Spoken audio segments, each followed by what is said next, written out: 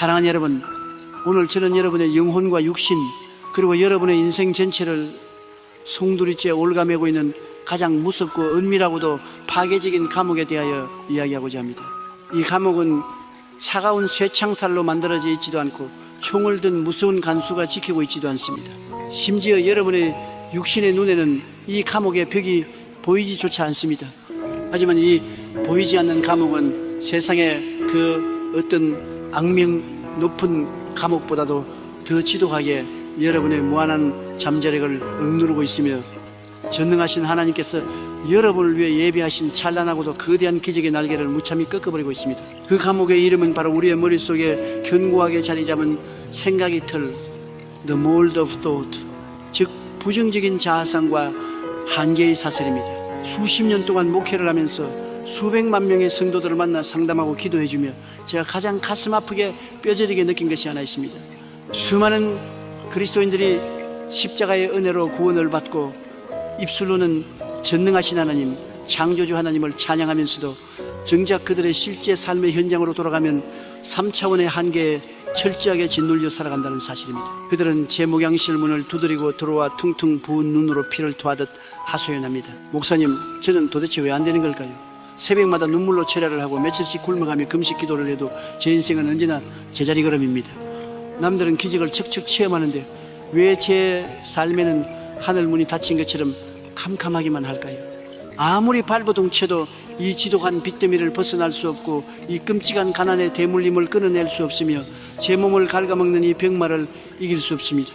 목사님, 제 팔자는 원래 평생 이렇게 밑바닥에서 고개 숙이고 살아야 할 운명인가 봅니다. 아무리 전능하신 하나님이라도 제 이 비참하고 철저하게 망가진 현실 앞에서는 어쩔 수 없으신가 봅니다. 여러분, 이 얼마나 무섭고 통탄할 만하며 하나님을 향한 끔찍한 신성모독적인 고백입니까? 온 우주의 은하수를 말씀 한마디로 창조하시고 시퍼른 홍해 바다를 가르쳤으며 썩어 냄새나는 나사로의 시체를 무덤에서 걸어나오게 하신 그 무한하시고 전능하신 여호와 하나님께서 고작 여러분의 그 알량한 은행 마이너스 통장 잔고와 세상의 스펙 앞에서는 어쩔 수 없는 무능한 분으로 전락해버린 것입니다.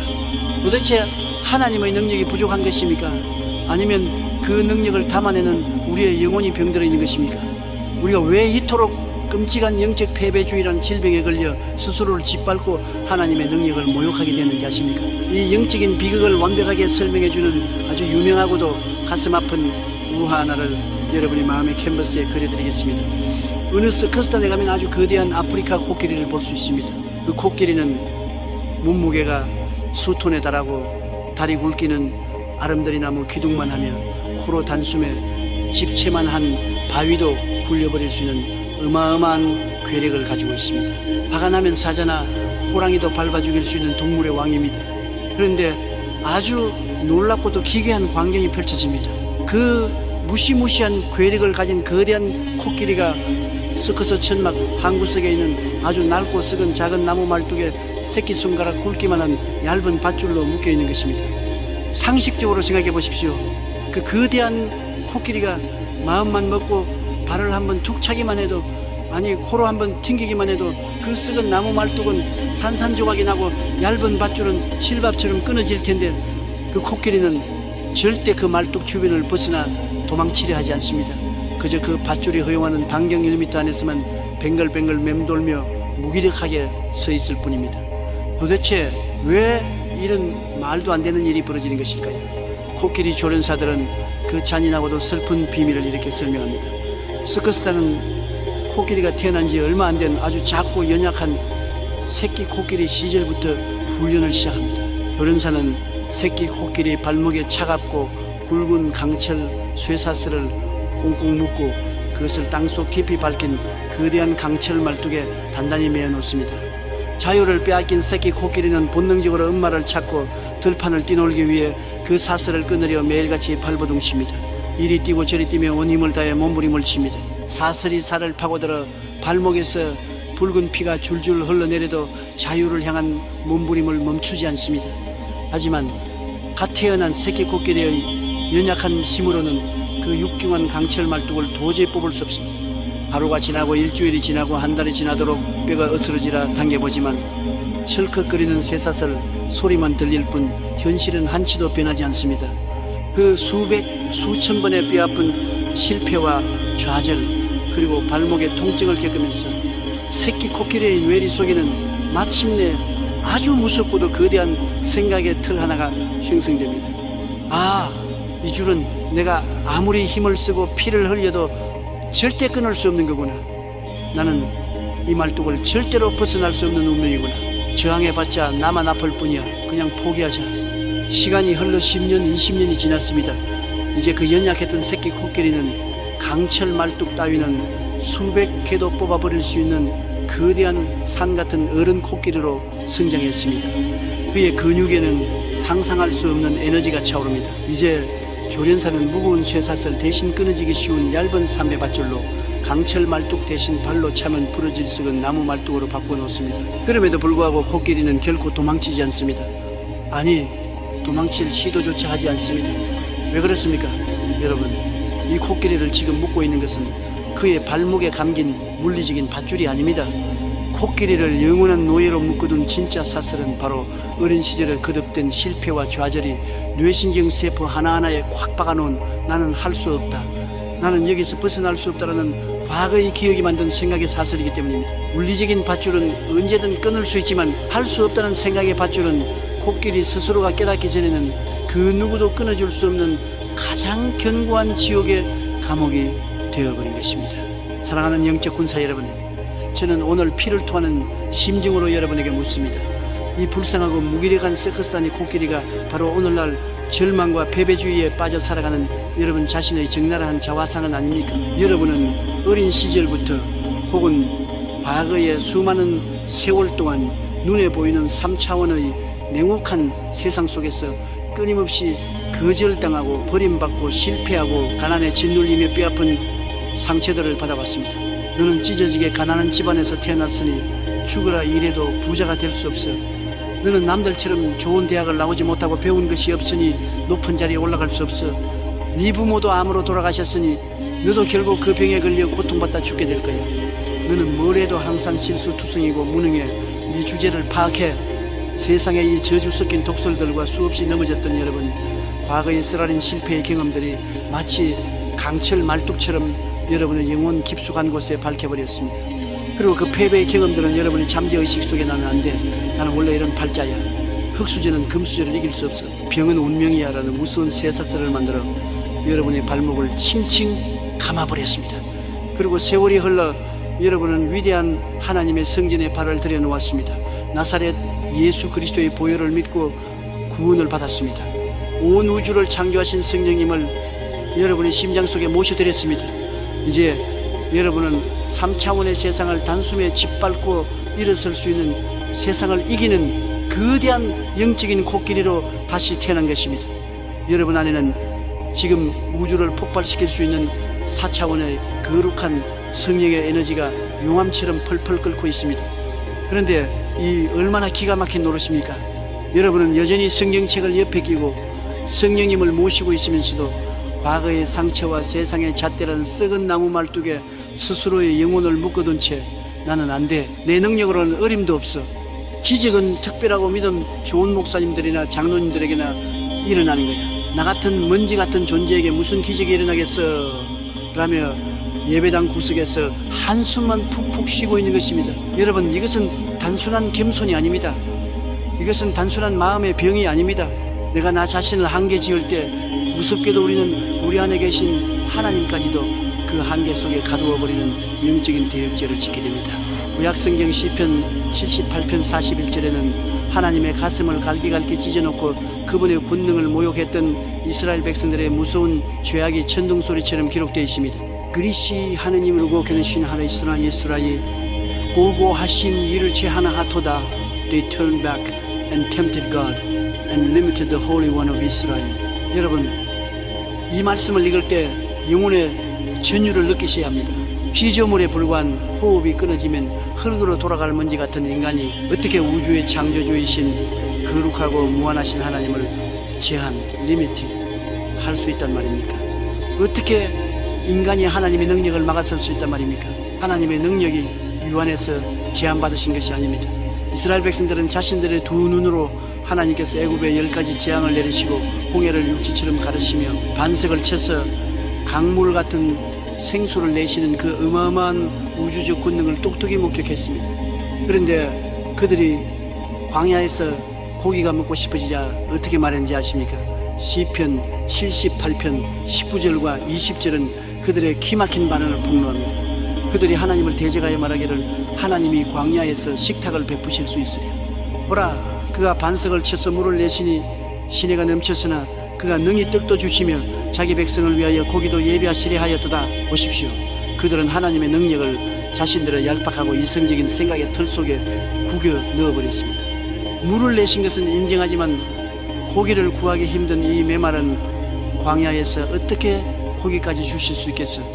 아무리 하나님이라도 그건 불가능할 거야 라며 창조주 하나님의 능력을 자신들의 상식과 경험이 잣대로 난도질해버린 것입니다. 그들이 하나님을 자신들의 조그만 생각의 상자 속에 가두어 버렸을 때 무한하신 하나님은 더 이상 그들을 위해 일하실 수 없었습니다. 하나님은 철저하게 인격적인 분이시기에 우리가 믿음으로 허용하는 딱 그 공간 안에서만 역사하시기 때문입니다. 하나님은 태평양 바다보다 더 광활하고 우주보다 더 크신 분입니다. 그분은 지금 여러분에게 무한한 축복의 나이아가라 폭포수를 쏟아붓고 싶어 안달이나 계십니다. 하지만 여러분이 마음속에 간장 종지 하나를 가져다 놓고 하나님, 저에게는 딱 이 종지에 찰만큼만 은혜를 부어주세요. 저는 비단 지고 밥만 먹고 살면 됩니다. 제 주제에 부자가 되거나 세상을 변화시키는 기적은 무리입니다라고 생각한다면 전능하신 하나님도 여러분의 그 간장 종지만한 생각의 틀을 억지로 깨부수고 태평양의 물을 부어주실 수는 없습니다. 종지의 크기를 결정하는 것은 하나님이 아니라 바로 여러분 자신이기 때문입니다. 하나님은 항상 우리의 생각의 그릇의 크기를 측량하십니다. 우리가 입술을 벌리고 마음의 지경을 넓혀서 주님, 나에게 이 세상을 다스릴 수 있는 우주만 한 그릇을 주옵소서 라고 생각의 틀을 깨버릴 때 하나님은 비로소 내 자녀가 드디어 나를 무한하신 하나님으로 대접하는구나 라며 기뻐 춤추시며 하늘의 보화 창고를 완전히 개방하시는 것입니다. 사랑하는 동역자 여러분, 오늘 이 시간 냉정하고도 철저하게 여러분의 마음속 영적 상태를 해부해 보십시오. 지금 여러분의 영혼은 어떤 썩은 나무말뚝에 매여 있습니까? 마이너스 통장의 잔고가 여러분의 하나님입니까? 배운 것이 없다는 학력의 열등감이 여러분의 한계입니까? 나이가 너무 많아 늙었다는 패배주의가 여러분의 족쇄입니까?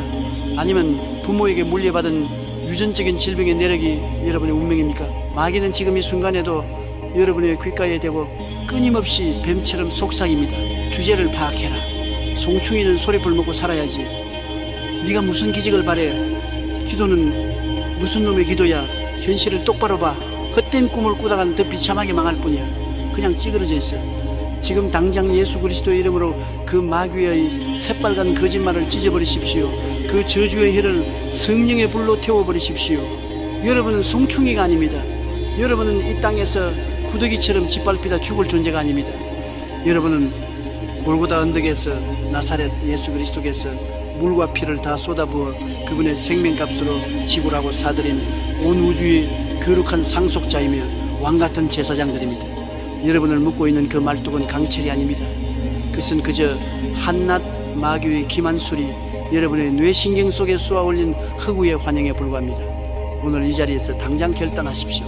여러분의 뇌리를 확 쥐고 있는 그 거짓된 한계의 밧줄을 성령의 금으로 단숨에 끊어버리시기를 예수의 이름으로 축원합니다. 여러분의 가슴을 펴고 영의 눈을 들어 4차원의 하늘을 우러러보며 사자처럼 부여하십시오. 나는 3차원의 환경과 과거의 상처에 지배받는 노예가 아니다. 내 안에는 온 우주를 지으신 무한하신 창조주 하나님이 살아 숨쉬고 계신다.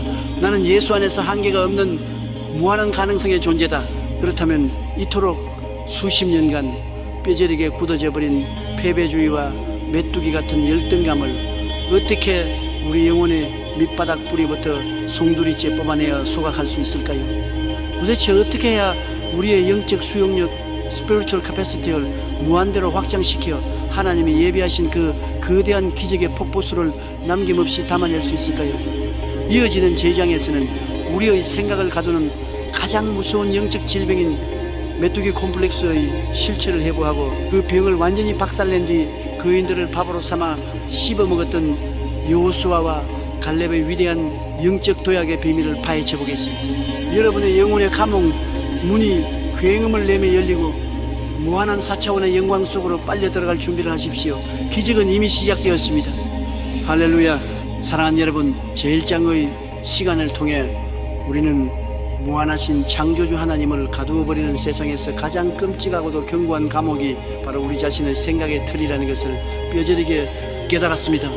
스커스탄의 코끼리처럼 과거의 상처와 현실의 한계라는 조그만 썩은 나무말뚝에 묶여 스스로 비상의 날개를 꺾어버린 채 한숨 쉬며 살아가는 우리의 적나라하고도 비참한 영적 현주소를 직시했습니다.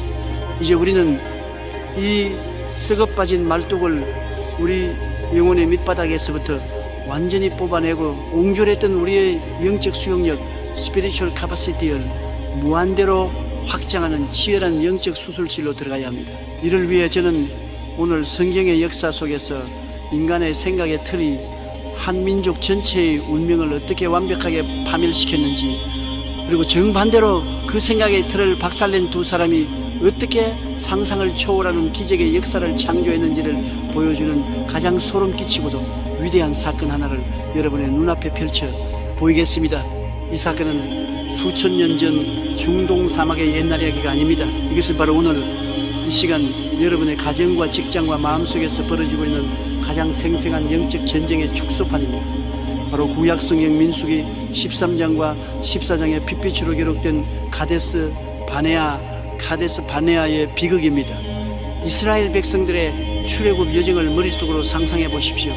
그들은 무려 400년 동안 애굽 이집트에서 짐승만도 못한 노예 생활을 하며 채찍에 맞고 벽돌을 굽던 자들이었습니다.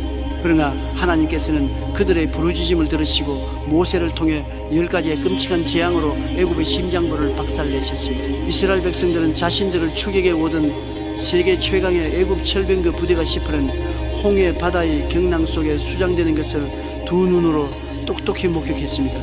그뿐만이 아닙니다. 그들은 메마른 광야에서 반석이 갈라져 폭포수 같은 생수가 터져나오는 기적을 마셨고 매일 아침 하늘에서 눈송이처럼 내려오는 만나를 주워 먹었으며 살인적인 광야의 태양과 살을 이는 밤의 추위를 막아주는 구름 기둥과 불 기둥이 보호 아래 행진했습니다. 그들은 하나님의 살아계심과 그 무한하신 능력을 이론이 아니라 온몸이 세포로 체험한 기적의 백성들이었습니다. 그리고 마침내 그 기나긴 행진 끝에 그들 앞에는 하나님께서 조상 아브라함 때부터 맹세하시고 이미 너희에게 주었다 라고 선포하신 약속의 땅 젖과 꿀이 흐르는 가나안의 장엄한 국경선이 펼쳐져 있었습니다. 모세는 가나안 땅의 실태를 파악하기 위해 12지파에서 가장 뛰어나고 용맹한 지휘관 12명을 뽑아 정탐꾼으로 보냈습니다. 40일 동안 그들은 가나안 땅 구석구석을 샅샅이 뒤졌습니다. 그리고 40일 후 그들이 이스라엘 진영으로 돌아와온 회중 앞에서 보고를 시작합니다. 12명 모두가 똑같은 3차원의 현실, 똑같은 땅을 밟고 똑같은 사람들을 보았습니다. 그 땅은 과연 하나님이 말씀하신 대로 젖과 꿀이 흐르는 기름진 땅이었습니다. 그들이 에스골 골짜기에서 베어온 포도송이는 너무나도 크고 무거워서 장정 두 사람이 긴 막대기에 꿰어 어깨에 메고 와야 할 정도였습니다. 하지만 그 축복의 땅에는 치명적인 위협이 도사리고 있었습니다. 그곳에는 하늘을 찌를 듯한 견고한 성벽이 있었고 무엇보다 그 성 안에는 골리앗의 조상격인 무시무시한 그인족 아낙 자손 아나킴들이 철병거를 쥐고 그 땅을 지키고 있었습니다. 보호를 듣기 위해 모여든 수백만 명의 이스라엘 백성들은 숨을 죽였습니다. 그런데 이때 12명의 정탐꾼 중 무려 10명의 지휘관들이 이스라엘 온 회중의 가슴에 절망의 비수를 꽂는 아주 끔찍하고도 치명적인 보고를 쏟아내기 시작합니다. 우리가 두루다니며 정탐한 땅은 그 거주민을 삼키는 땅이요, 거기서 본 모든 백성은 신장이 장대한 자들이며 거기서 네피림 후손인 아낙 자손의 거인들을 보았나니 우리는 스스로 보기에도 메뚜기 같으니 그들이 보기에도 그와 같았을 것이니라. 민수기 13, 32, 33. 여러분 제발 이 구절을 수십 번 수백 번 뼛속 깊이 새기며 묵상해 보십시오. 이 얼마나 통탄할 노릇이며 피가 거꾸로 솟는 기막힌 고백입니까? 그들은 가나안 땅의 거대한 성벽과 거인들을 보고 두려움에 완전히 압도된 나머지 창조주 하나님의 위대한 군대인 자신들을 향해 한낱 곤충인 메뚜기라고 불러버렸습니다. 하나님이 애굽의 바로 왕을 굴복시키고 홍해를 갈라서 구원해낸 그 존귀한 하나님의 자녀들이 스스로를 발로 밟으면 툭 터져 죽어버리는 더러운 벌레로 전락시켜버린 것입니다. 저는 목회와 심리학을 접목하여 이것을 영적인 용어로 메뚜기 콤플렉스, 그라스하퍼 콤플렉스라고 명명합니다. 이 메뚜기 콤플렉스에 걸린 사람의 가장 무섭고도 비극적인 특징이 무엇인지 아십니까? 적들이 나를 공격하고 얕보기 전에 내가 먼저 내 생각의 틀 속에서 스스로를 얕보고 짓밟아 버린다는 사실입니다. 성경의 기록을 아주 정확히 보십시오. 가나안의 거인들이 이스라엘 백성들을 향해 야, 이벌레 같은 놈들아, 너희들은 메뚜기다 라고 손가락질하며 조롱한 적이 단 한 번도 없습니다. 그들은 싸워보지도 않았습니다. 거인들은 이스라엘의 존재조차 제대로 몰랐을 수 있습니다. 그런데 신명의 정탐꾼들은 3차원의 거대한 장벽 앞에서 질의 겁을 먹고 우리가 스스로 보기에도 우리는 메뚜기다, 그러니 저 거인들이 보기에도 우리는 분명 메뚜기일 것이다 라며 스스로 자신의 정체성에 사형선고를 내려버린 것입니다. 스스로를 곤충으로 여기는 자는 결국 곤충처럼 남의 발밑에 짓밟혀 죽게 됩니다. 이것은 영계의 절대 법칙입니다. 이 신명의 정탐꾼들의 입에서 흘러나온 그 썩어빠진 생각의 틀, 이 지독한 부정적인 전염병은 흑사병보다도 훨씬 더 빠른 속도로 이스라엘 온 진영을 덮쳐버렸습니다. 그날 밤 수백만 명의 백성들은 땅을 치고 옷을 찢으며 밤새도록 통곡했습니다. 그들은 모세와 아론을 향해 돌을 던지려 하며 하나님을 향해 삿대질을 해댔습니다. 우리가 애굽 땅에서 죽었거나 이 광야에서 죽었으면 좋았을 것을 어찌하여 여호와가 우리를 그 땅으로 인도하여 칼에 쓰러지게 하려 하는가? 우리 처자가 사로잡히리니 차라리 애굽으로 돌아가는 것이 낫지 아니하랴. 민수기 14:23. 이들은 가나안 땅의 거인들의 칼에 찔려 죽은 것이 아닙니다. 그들은 자신들의 입술에서 쏟아낸 부정적인 생각의 칼에 스스로 찔려 자살하고 만 것입니다. 하나님은 적과 꿀을 산더미처럼 예비해 놓으셨지만 이스라엘 백성들의 생각에 그래도 너무나도 옹졸하고 썩어 문드러져서 그 거대한 축복을 도저히 담아낼 수가 없었습니다. 그 결과가 어떻게 됐습니까? 하나님은 분노하셨고 그들의 끔찍한 입술의 고백대로 역사하셨습니다. 너희 말이 내 귀에 들린 대로 내가 너희에게 행하리라. 결국 불평하고 원망했던 이스라엘의 1세대 20세 이상의 성인 남녀 수십만 명은 약속의 땅 가나안에 단 한 발자국도 들여놓지 못한 채 40년 동안 뜨거운 모래바람에 부는 광야를 미친 듯이 방황하다가 전원시체로 나뒹굴게 되었습니다. 축복이 없어서 망한 것이 아니라 생각의 틀이 깨지지 않아서 망한 것입니다. 하지만 사랑하는 여러분, 그 칠흑 같은 절망의 밤 3차원의 거대한 두려움이 온 백성의 영혼을 시궁창으로 끌고 들어가고 있을 때 이 저주받은 메뚜기 콤플렉스를 갈기갈기 찢어발기며 사자처럼 우렁차게 포효하며 뛰쳐나온 두 명의 위대한 영적 거인이 있었습니다. 바로 눈의 아들 여호수아, 조슈아와 여분네의 아들 갈렙, 케일렙입니다. 이 두 사람도 똑같이 40일 동안 그 가나안 땅을 걸었습니다. 똑같이 구름을 뚫을 듯한 거대한 성벽을 보았고 똑같이 산만한 덩치를 가진 아낙 자손의 거인들을 보았습니다. 똑같이 철병거의 무서운 위력을 목격했습니다. 하지만 원망하는 이스라엘 백성들을 향해 자신의 옷을 찢으며 달려나온 그들의 입에서는 신명의 정탐꾼과는 완전히 차원이 다른 4차원의 위대한 진리가 피를 토하듯 쏟아져 나왔습니다.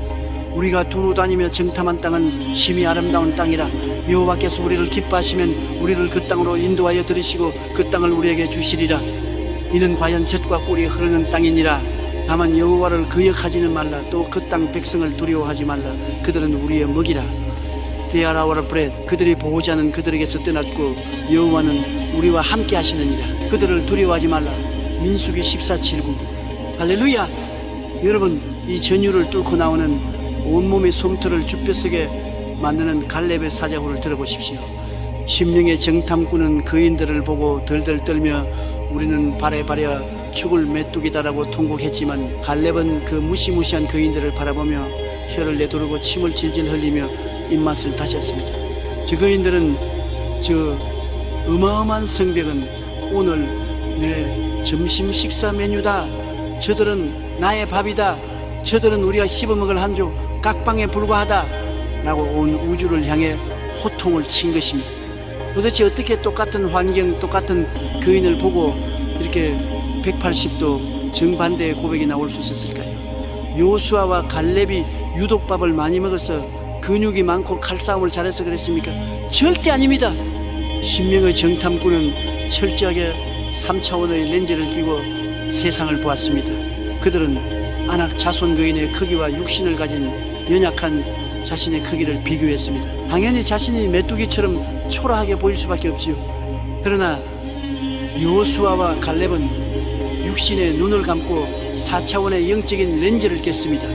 그들은 거인의 크기를 자신들의 등 뒤에 버티고 서 계신 온 우주를 지으시고 애굽을 박살내신 전능하신 하나님의 크기와 비교했습니다. 하나님의 그 무한하신 시선으로 내려다보니 그 까지다낙 자손 거인들은 그저 하나님이 오늘 이스라엘 백성들의 영적 근육을 빵빵하게 키워주기 위해 아주 정성스럽게 차려놓으신 단백질이 풍부하고 먹음직스러운 밥상에 불과했던 것입니다.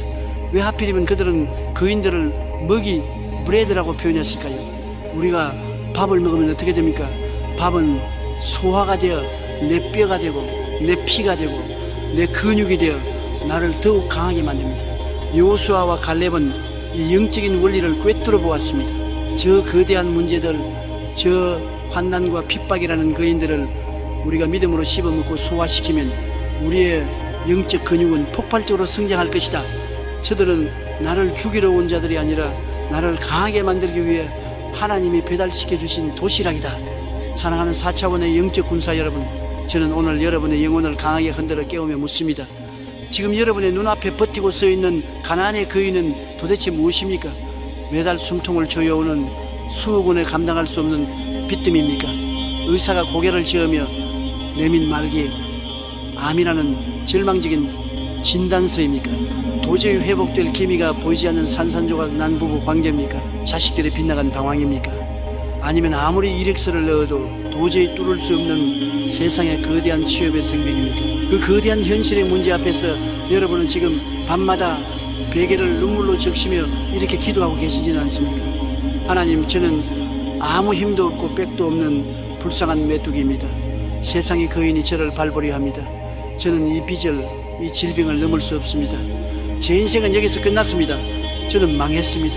만약 여러분이 입술로 이렇게 불평하고 있다면 여러분은 지금 하나님의 가슴을 십자가의 못보다 더 날카롭게 찢어놓고 있는 것이며 스스로 광야의 모래밭에 들어갈 자신의 무덤을 열심히 파고 있는 것입니다. 마귀는 여러분이 스스로를 불쌍한 메뚜기라고 부르며 주저앉을 때 지옥의 밑바닥에서 가장 통쾌하게 박장대소합니다. 옳지, 잘한다, 내가 손을 대기도 전에 알아서 짓밟아 죽어주는구나. 오늘 이 시간 나사렛 예수 그리스도의 이름으로 명하노니 여러분의 뇌신경과 영혼세포에 찰그머리처럼 들러붙어 있는 그 끔찍한 메뚜기 콤플렉스를 성령의 활활 타오르는 불로 남김없이 태워버리시기를 바랍니다. 여러분을 짓누르는 그 나약하고 비겁한 생각의 틀을 망치로 산산조각 내십시오.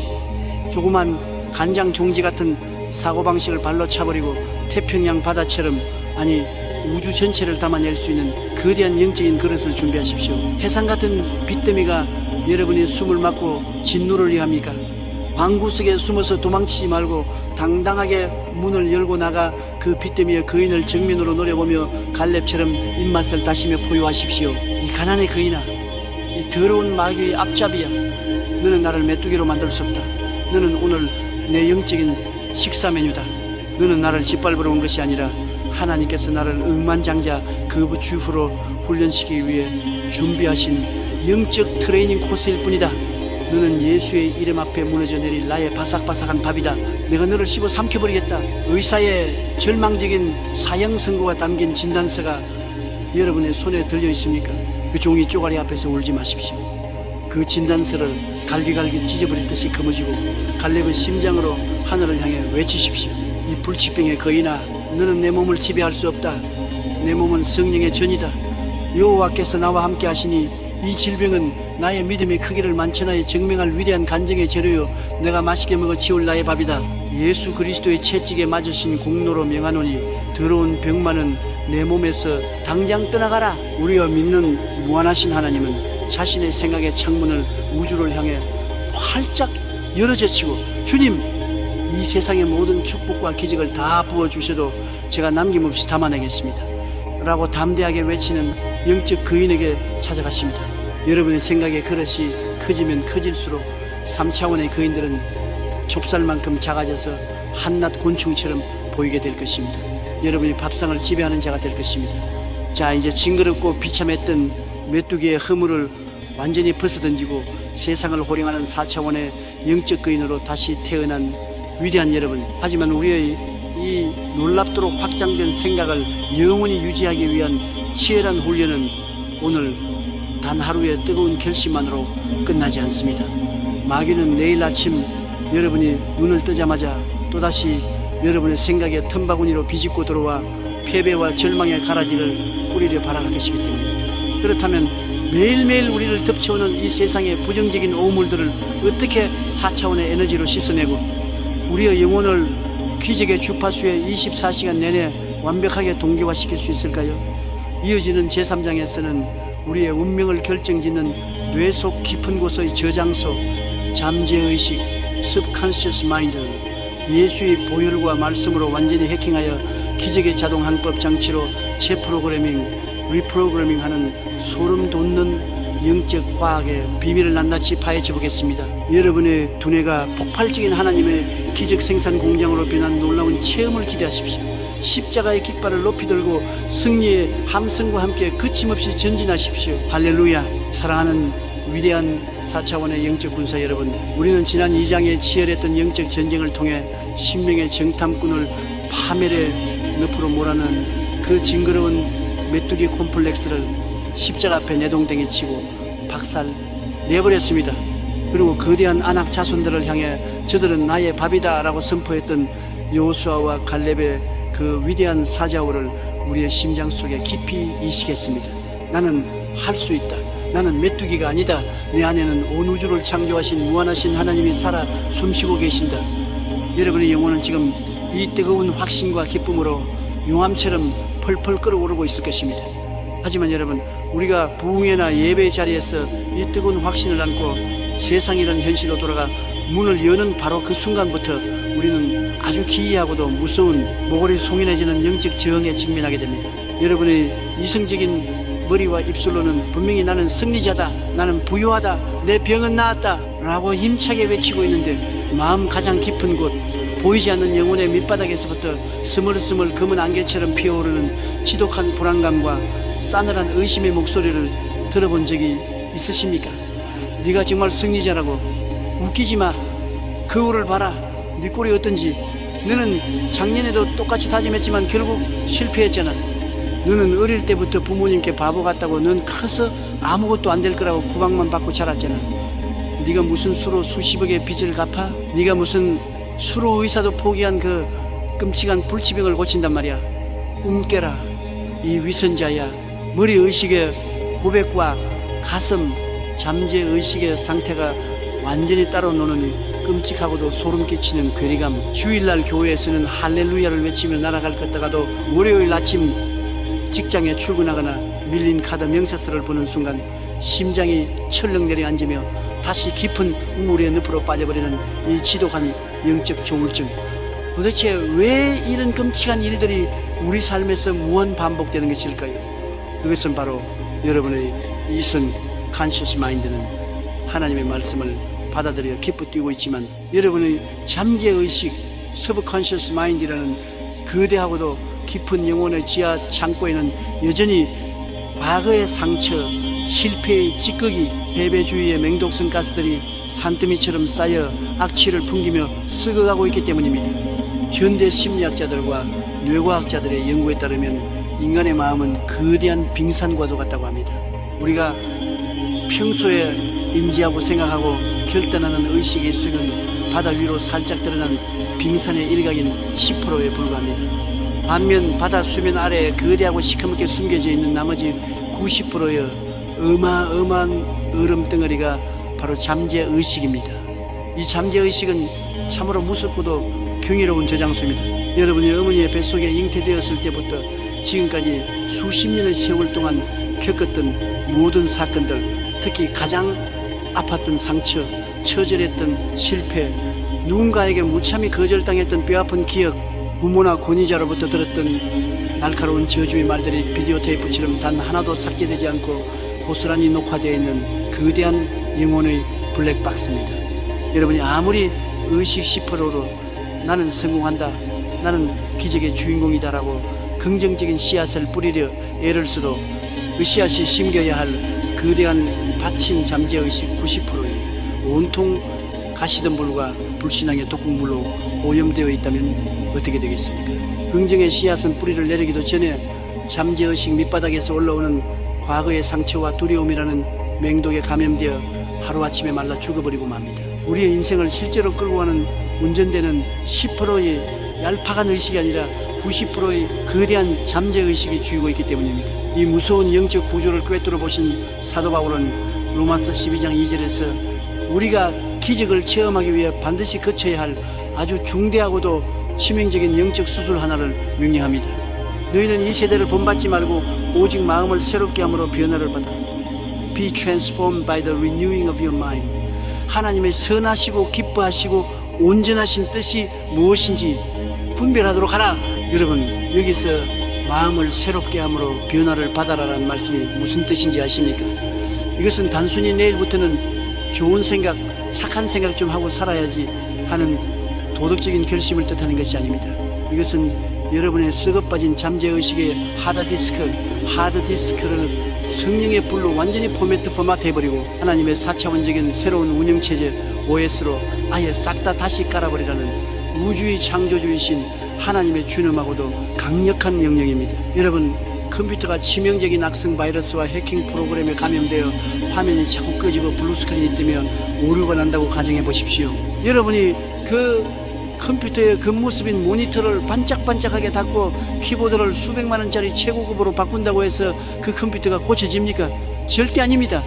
오히려 바이러스는 더 활개를 칠 것입니다. 고장난 컴퓨터를 고치는 유일한 방법은 겉을 닦는 것이 아니라 본체를 열고 바이러스가 파먹어 들어간 핵심 하드디스크를 강력한 백신 프로그램으로 완벽하게 밀어버린 후 새로운 윈도우 시스템을 재설치하는 것뿐입니다. 우리의 영혼도 이와 완벽하게 똑같습니다. 주일날 교회 와서 비싼 옷을 입고 그 모습 모니터를 아름답게 꾸미고 거룩한 척 찬양을 부른다 해도 여러분의 깊은 잠재의식 하드디스크 속에 나는 사랑받을 자격이 없는 버려진 자다, 나는 부모의 빚을 떠안고 평생 가난하게 살다 죽을 팔자다, 우리 집안은 단명하는 집안이니 나도 일찍 죽을 것이다 라는 마귀가 심어놓은 트로이 목마 같은 바이러스가 가득 차 있다면 여러분의 인생은 기도할 때마다 끝없는 오류와 영적 블루스크린만을 띄우게 될 것입니다. 기적의 프로그램이 실행되려다가도 잠재의식의 바이러스에 걸려 튕겨나가 버린 것입니다. 그렇다면 이토록 견고하게 뿌리내린 끔찍한 잠재의식의 바이러스를 도대체 어떻게 해야 완벽하게 포맷하고 뿌리 뽑을 수 있을까요? 인간의 얄팍한 심리치료나 세속적인 긍정주의 서적들, 최면술 따위로는 어림도 없습니다. 오직 4차원의 영적 세계 보좌로부터 내려온 우주에서 가장 강력하고 폭발적인 두 가지의 초강력 영적 백신만이 여러분의 잠재의식을 씻어내고 재창조할 수 있습니다. 첫 번째 백신은 바로 예수 그리스도의 피, 갈보리 십자가의 붉은 보혈입니다. 사랑하는 여러분, 지금 계신 그 자리에서 조용히 두 눈을 감아보십시오. 그리고 여러분의 인생에서 가장 수치스러웠던 실패의 순간들, 부모나 타인으로부터 무참히 짓밟히고 거절당해 피눈물을 흘리며 버림받았던 그 뼈아픈 상처의 기억들을 대면해 보십시오. 너무 아파서 스스로도 꺼내기 싫어 마음속 깊은 지하실에 꽁꽁 숨겨두었던 그 흉측한 기억의 찌꺼기들을 영의 눈으로 바라보십시오. 그 기억들이 바로 마귀가 여러분의 잠재의식 속에 박아놓은 한계의 말뚝이며 기적을 차단하는 독극물입니다. 이제 믿음의 눈을 들어 2000년 전 골고다 언덕 위에서 양손과 양발에 대못이 밝히고 머리에 가시관을 쓰신 채 물과 피를 남김없이 쏟아붓고 계신 예수 그리스도의 십자가를 우러러 보십시오. 그 십자가에서 뚝뚝 떨어지는 뜨거운 예수님의 보혈이 지금 이 순간 시공간을 초월하여 여러분의 머리끝부터 발끝까지, 그리고 여러분의 영혼의 지하 창고인 잠재의식 깊은 곳까지 폭포수처럼 쏟아져 내리는 것을 생생하게 상상하십시오. 그리고 입술을 열어 나사렛 예수의 권세로 벼락치듯 선포하십시오. 나사렛 예수 그리스도의 이름으로 명하노니 내 어린 시절에 받은 상처와 학대의 기억들, 지독한 가난과 실패가 남긴 열등감의 찌꺼기들, 나를 옥죄는 모든 두려움의 파일들은 지금 이 시간 예수 그리스도의 붉은 피로 완벽하게 덮일지어다. 그 더럽고 악한 기억의 바이러스들은 내 잠재의식의 하드디스크에서 영원히 삭제되었다. 나는 예수의 피로 모든 과거에서 해방된 완전히 새로운 피조물이다. 할렐루야! 여러분이 십자가 보혈의 능력을 절대적으로 의지하여 이렇게 선포할 때 4차원의 세계에서 내려온 성령의 불길이 여러분의 뇌신경과 뼛속의 세포 하나하나를 관통하며 수십 년 동안 켜켜이 쌓여있던 그 모든 부정적인 찌꺼기들을 하얀 잿더미로 완벽하게 태워버리실 것입니다. 보혈의 백신이 지나간 자리에는 마귀의 찌꺼기가 단 1mm도 남을 수 없습니다. 잠재의식을 포맷하는 두 번째 백신은 바로 하나님의 말씀 로고스 리마로 씹어먹는 것입니다. 보혈로 여러분의 잠재의식을 깨끗하게 청소하고 비워냈다면 이제 그 텅 빈 공간에 4차원의 무한한 가능성을 지닌 하나님의 생명의 말씀을 새로운 운영체제 OS로 가득 채워 넣어야 합니다. 빈집으로 그냥 내버려두면 마귀가 7 귀신을 데리고 다시 쳐들어오기 때문입니다. 그런데 여기서 아주 중요한 비밀이 있습니다. 하나님의 말씀을 그저 주일날 설교하면 듣는 것으로 혹은 눈으로 성경책을 휙휙 읽고 지나가는 것만으로는 절대로 잠재의식의 벽을 뚫고 들어갈 수 없습니다. 거대한 빙산의 수면 아래로 말씀을 밀어넣기 위해서는 특별한 방법이 필요합니다. 잠재의식은 오직 끝없는 반복과 강렬한 감정의 폭발을 통해서만 프로그래밍되는 아주 독특한 성질을 가지고 있기 때문입니다. 구약성경 시편 1편 2절은 4차원의 기적을 창조하는 복 있는 사람을 가리켜 이렇게 말씀합니다. 오직 여호와의 율법을 즐거워하여 그의 율법을 주야로 묵상하는도다. 여러분, 여기서 묵상 메디테이트 한다는 단어를 주목하십시오. 많은 그리스도인들이 묵상이라고 하면 산속에 들어가 가부좌를 들고 앉아 눈을 감고 하며 조용히 마음속으로 명상하는 불교나 힌두교식의 참선을 떠올립니다. 그것은 성경이 말하는 묵상이 절대 아닙니다. 묵상으로 번역된 히브리어 원어 하가는 그 의미가 너무나도 무섭고도 강렬합니다. 이 하가라는 단어는 굶주린 사자나 맹수가 피비린내 나는 사냥감을 발톱으로 움켜쥐고 그 뼈를 어드득 씹어먹으며 으르렁 거리는 소리, 또는 소가 여물을 먹고 위장 속으로 집어넣었다가 다시 개어내어 하루 종일 되새김질하며 씹는 소리를 의미합니다. 즉 성경적인 묵상은 눈을 감고 조용히 생각하는 것이 아니라 하나님의 말씀을 여러분의 입술에 올려놓고 끊임없이 짐승이 포효하듯이 으르렁거리며 입 밖으로 소리내어 중얼거리고 선포하는 치열한 영적 전투 행위를 뜻하는 것입니다. 여러분이 아침에 잠자리에서 눈을 뜨는 바로 그 첫 순간부터 밤에 지친 몸을 이끌고 침대에 누워 잠이 드는 그 마지막 순간까지 이 하가의 비밀을 사용하여 무한한 가능성을 담은 하나님의 말씀을 끊임없이 여러분의 입술로 으르렁거리십시오. 내게 능력 주시는 자 안에서 내가 모든 것을 할 수 있느니라. 빌립보서 4:13. 이 짧은 말씀을 그저 한번 쏙 읽고 책을 덮지 마십시오. 운전대를 잡고 출근할 때, 설거지를 할 때, 화장실에 앉아있을 때조차도 수십 번, 수백 번을 여러분의 고막이 찢어지고 뇌세포가 완전히 세뇌될 때까지 사자처럼 포효하며 선포하십시오. 할 수 있거든요. 무슨 말이냐? 믿는 자에게는 능히 하지 못할 일이 없느니라. 마가복음 9:24. 여호와는 나의 목자시니 내게 부족함이 없으리로다. 시편 23일. 그가 채찍에 맞음으로 나는 나음을 받았도다. 이사야 53. 환경이 암울할수록, 현실이 캄캄할수록 더 큰 소리로 하가십시오. 이 생명의 말씀에 폭격이 수일, 수개월 동안 쉬지 않고 여러분의 영혼의 빙산 위로 쏟아져 내릴 때 철옹성 같았던 여러분의 잠재의식은 마침내 두 손을 번쩍 들고 백기를 날리며 항복하게 될 것입니다. 아, 나는 평생 패배자인 줄 알았는데 내 주인이 아침부터 밤까지 온 우주의 창조주 하나님의 말씀으로 나는 할 수 있다, 나는 다 나았다, 나는 부유하다 라고 폭탄을 터뜨리니 나는 승리하는 존재구나, 나는 거인들을 뼈째 씹어먹는 정복자구나. 의식의 고백과 잠재의식의 상태가 하나님의 말씀으로 완벽하게 일치되고 동기화되는 이 영광스럽고도 위대한 순간, 여러분의 생각의 틀은 우주를 품을 만큼 무한대로 확장됩니다. 그때부터는 여러분이 억지로 머리를 쥐어짜내며 기적을 믿으려 애쓰고 용을 쓰지 않아도 됩니다. 성령의 운영체제로 새롭게 포맷된 여러분의 잠재의식 스스로가 24시간 내내 자면서도 4차원의 엄청난 기적과 부여와 건강의 에너지를 강력한 자석처럼 끌어당기는 영적 자동 항법 장치 오토 파일럿으로 미친듯이 작동하게 될 것이기 때문입니다. 사랑하는 기적의 주인공 여러분, 더 이상 마귀가 파놓은 과거의 쓰레기됨이 늪에서 허우적대며 시간을 낭비하지 마십시오. 예수의 피로 잠재의식을 세탁하고 말씀의 검으로 무한한 미래를 조각해내십시오. 여러분의 잠재의식은 이제 하나님의 위대하고 찬란한 꿈이 무럭무럭 자라나는 가장 거룩하고 비옥한 4차원의 에덴 동산으로 완벽하게 변모했습니다. 그렇다면 이토록 깨끗해진 옥토의 기적의 씨앗을 잉태하고 내면에 가득 차니 폭발적인 4차원의 가능성을 눈에 보이는 3차원의 현실 세계로 강제로 끄집어내는 가장 직접적이고 물리적인 영적 방아쇠 트리거리는 과연 무엇일까요?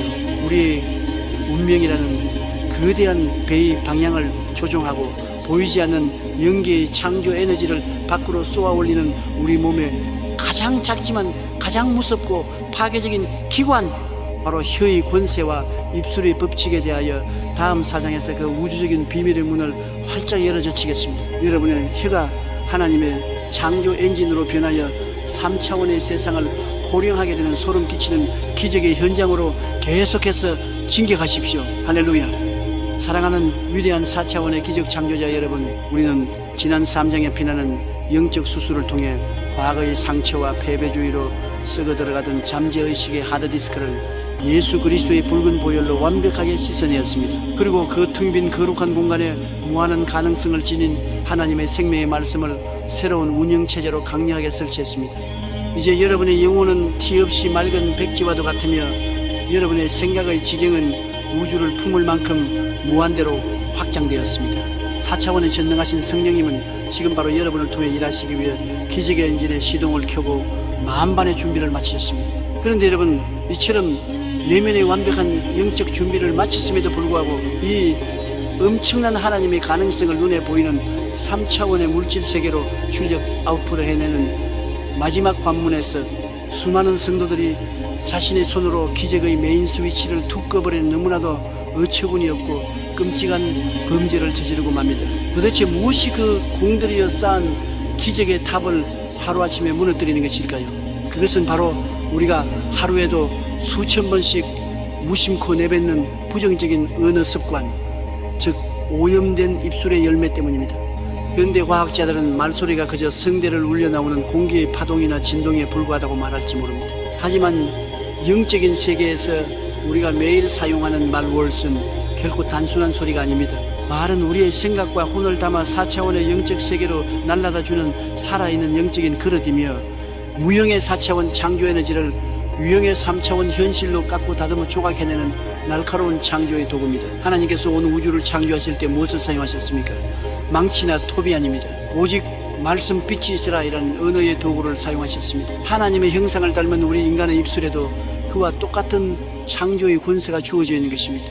신약성경 야고보서 3장 4절과 5절은 우리 입술의 권세, 즉 혀가 가진 가공할 만한 위력에 대해 아주 소름 끼치고도 명확한 비율을 온 우주에 선포합니다. 또 배를 보라, 그렇게 크고 광풍에 밀려가는 것들을 지극히 작은 방향타 로드로서 사공의 뜻대로 운전하느니 이와 같이 혀도 작은 지체로 돼 큰 것을 자랑하도다. 여러분, 거대한 태평양 바다 위에 떠있는 수만 톤짜리 초대형 항공모함이나 크루즈 유람선을 상상해 보십시오. 집채만 한 파도가 치고 광풍이 불어닥칠 때 그 거대한 철덩어리 배를 움직이고 방향을 결정하는 핵심 부품은 과연 무엇입니까? 배 밑바닥에 있는 집채만 한 엔진입니까?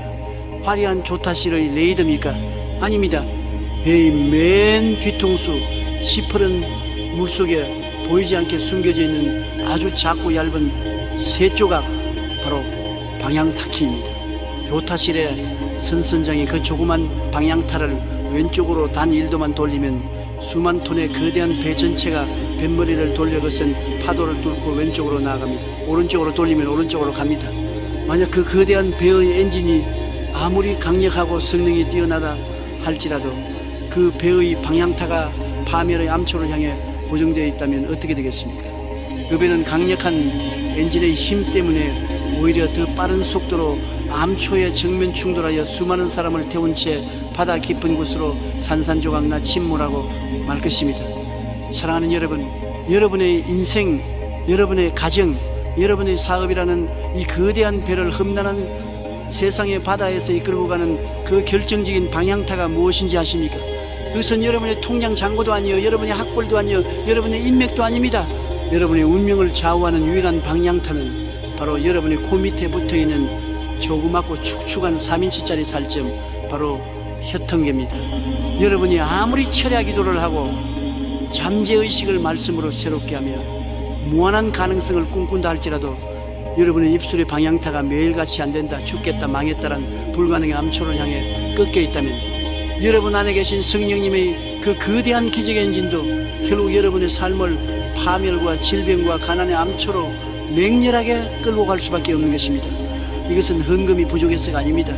여러분 스스로가 입술로 파멸을 선택했기 때문입니다. 오늘날 수많은 사람들의 일상적인 언어 습관을 가만히 들여다보십시오. 마귀가 얼마나 교묘하고 악랄하게 우리 언어의 방향타를 고장 내놓았는지 모릅니다. 특히 우리 한국 사람들이 하루 종일 입에 달고 사는 말이 무엇입니까? 아침에 일어나면 아이고 피곤해 죽겠다, 밥때가 되면 배고파 죽겠다, 일을 하면서는 힘들어 죽겠다, 짜증나 죽겠다, 심지어 기분이 너무 좋고 행복할 때조차도 와 너무 좋아 죽겠다, 배꼽 빠져 죽겠다라고 말합니다. 모든 문장의 끝이 기승전 죽음 때때우로 끝납니다. 여러분 이것이 그저 무의미한 습관적인 투정 같습니까?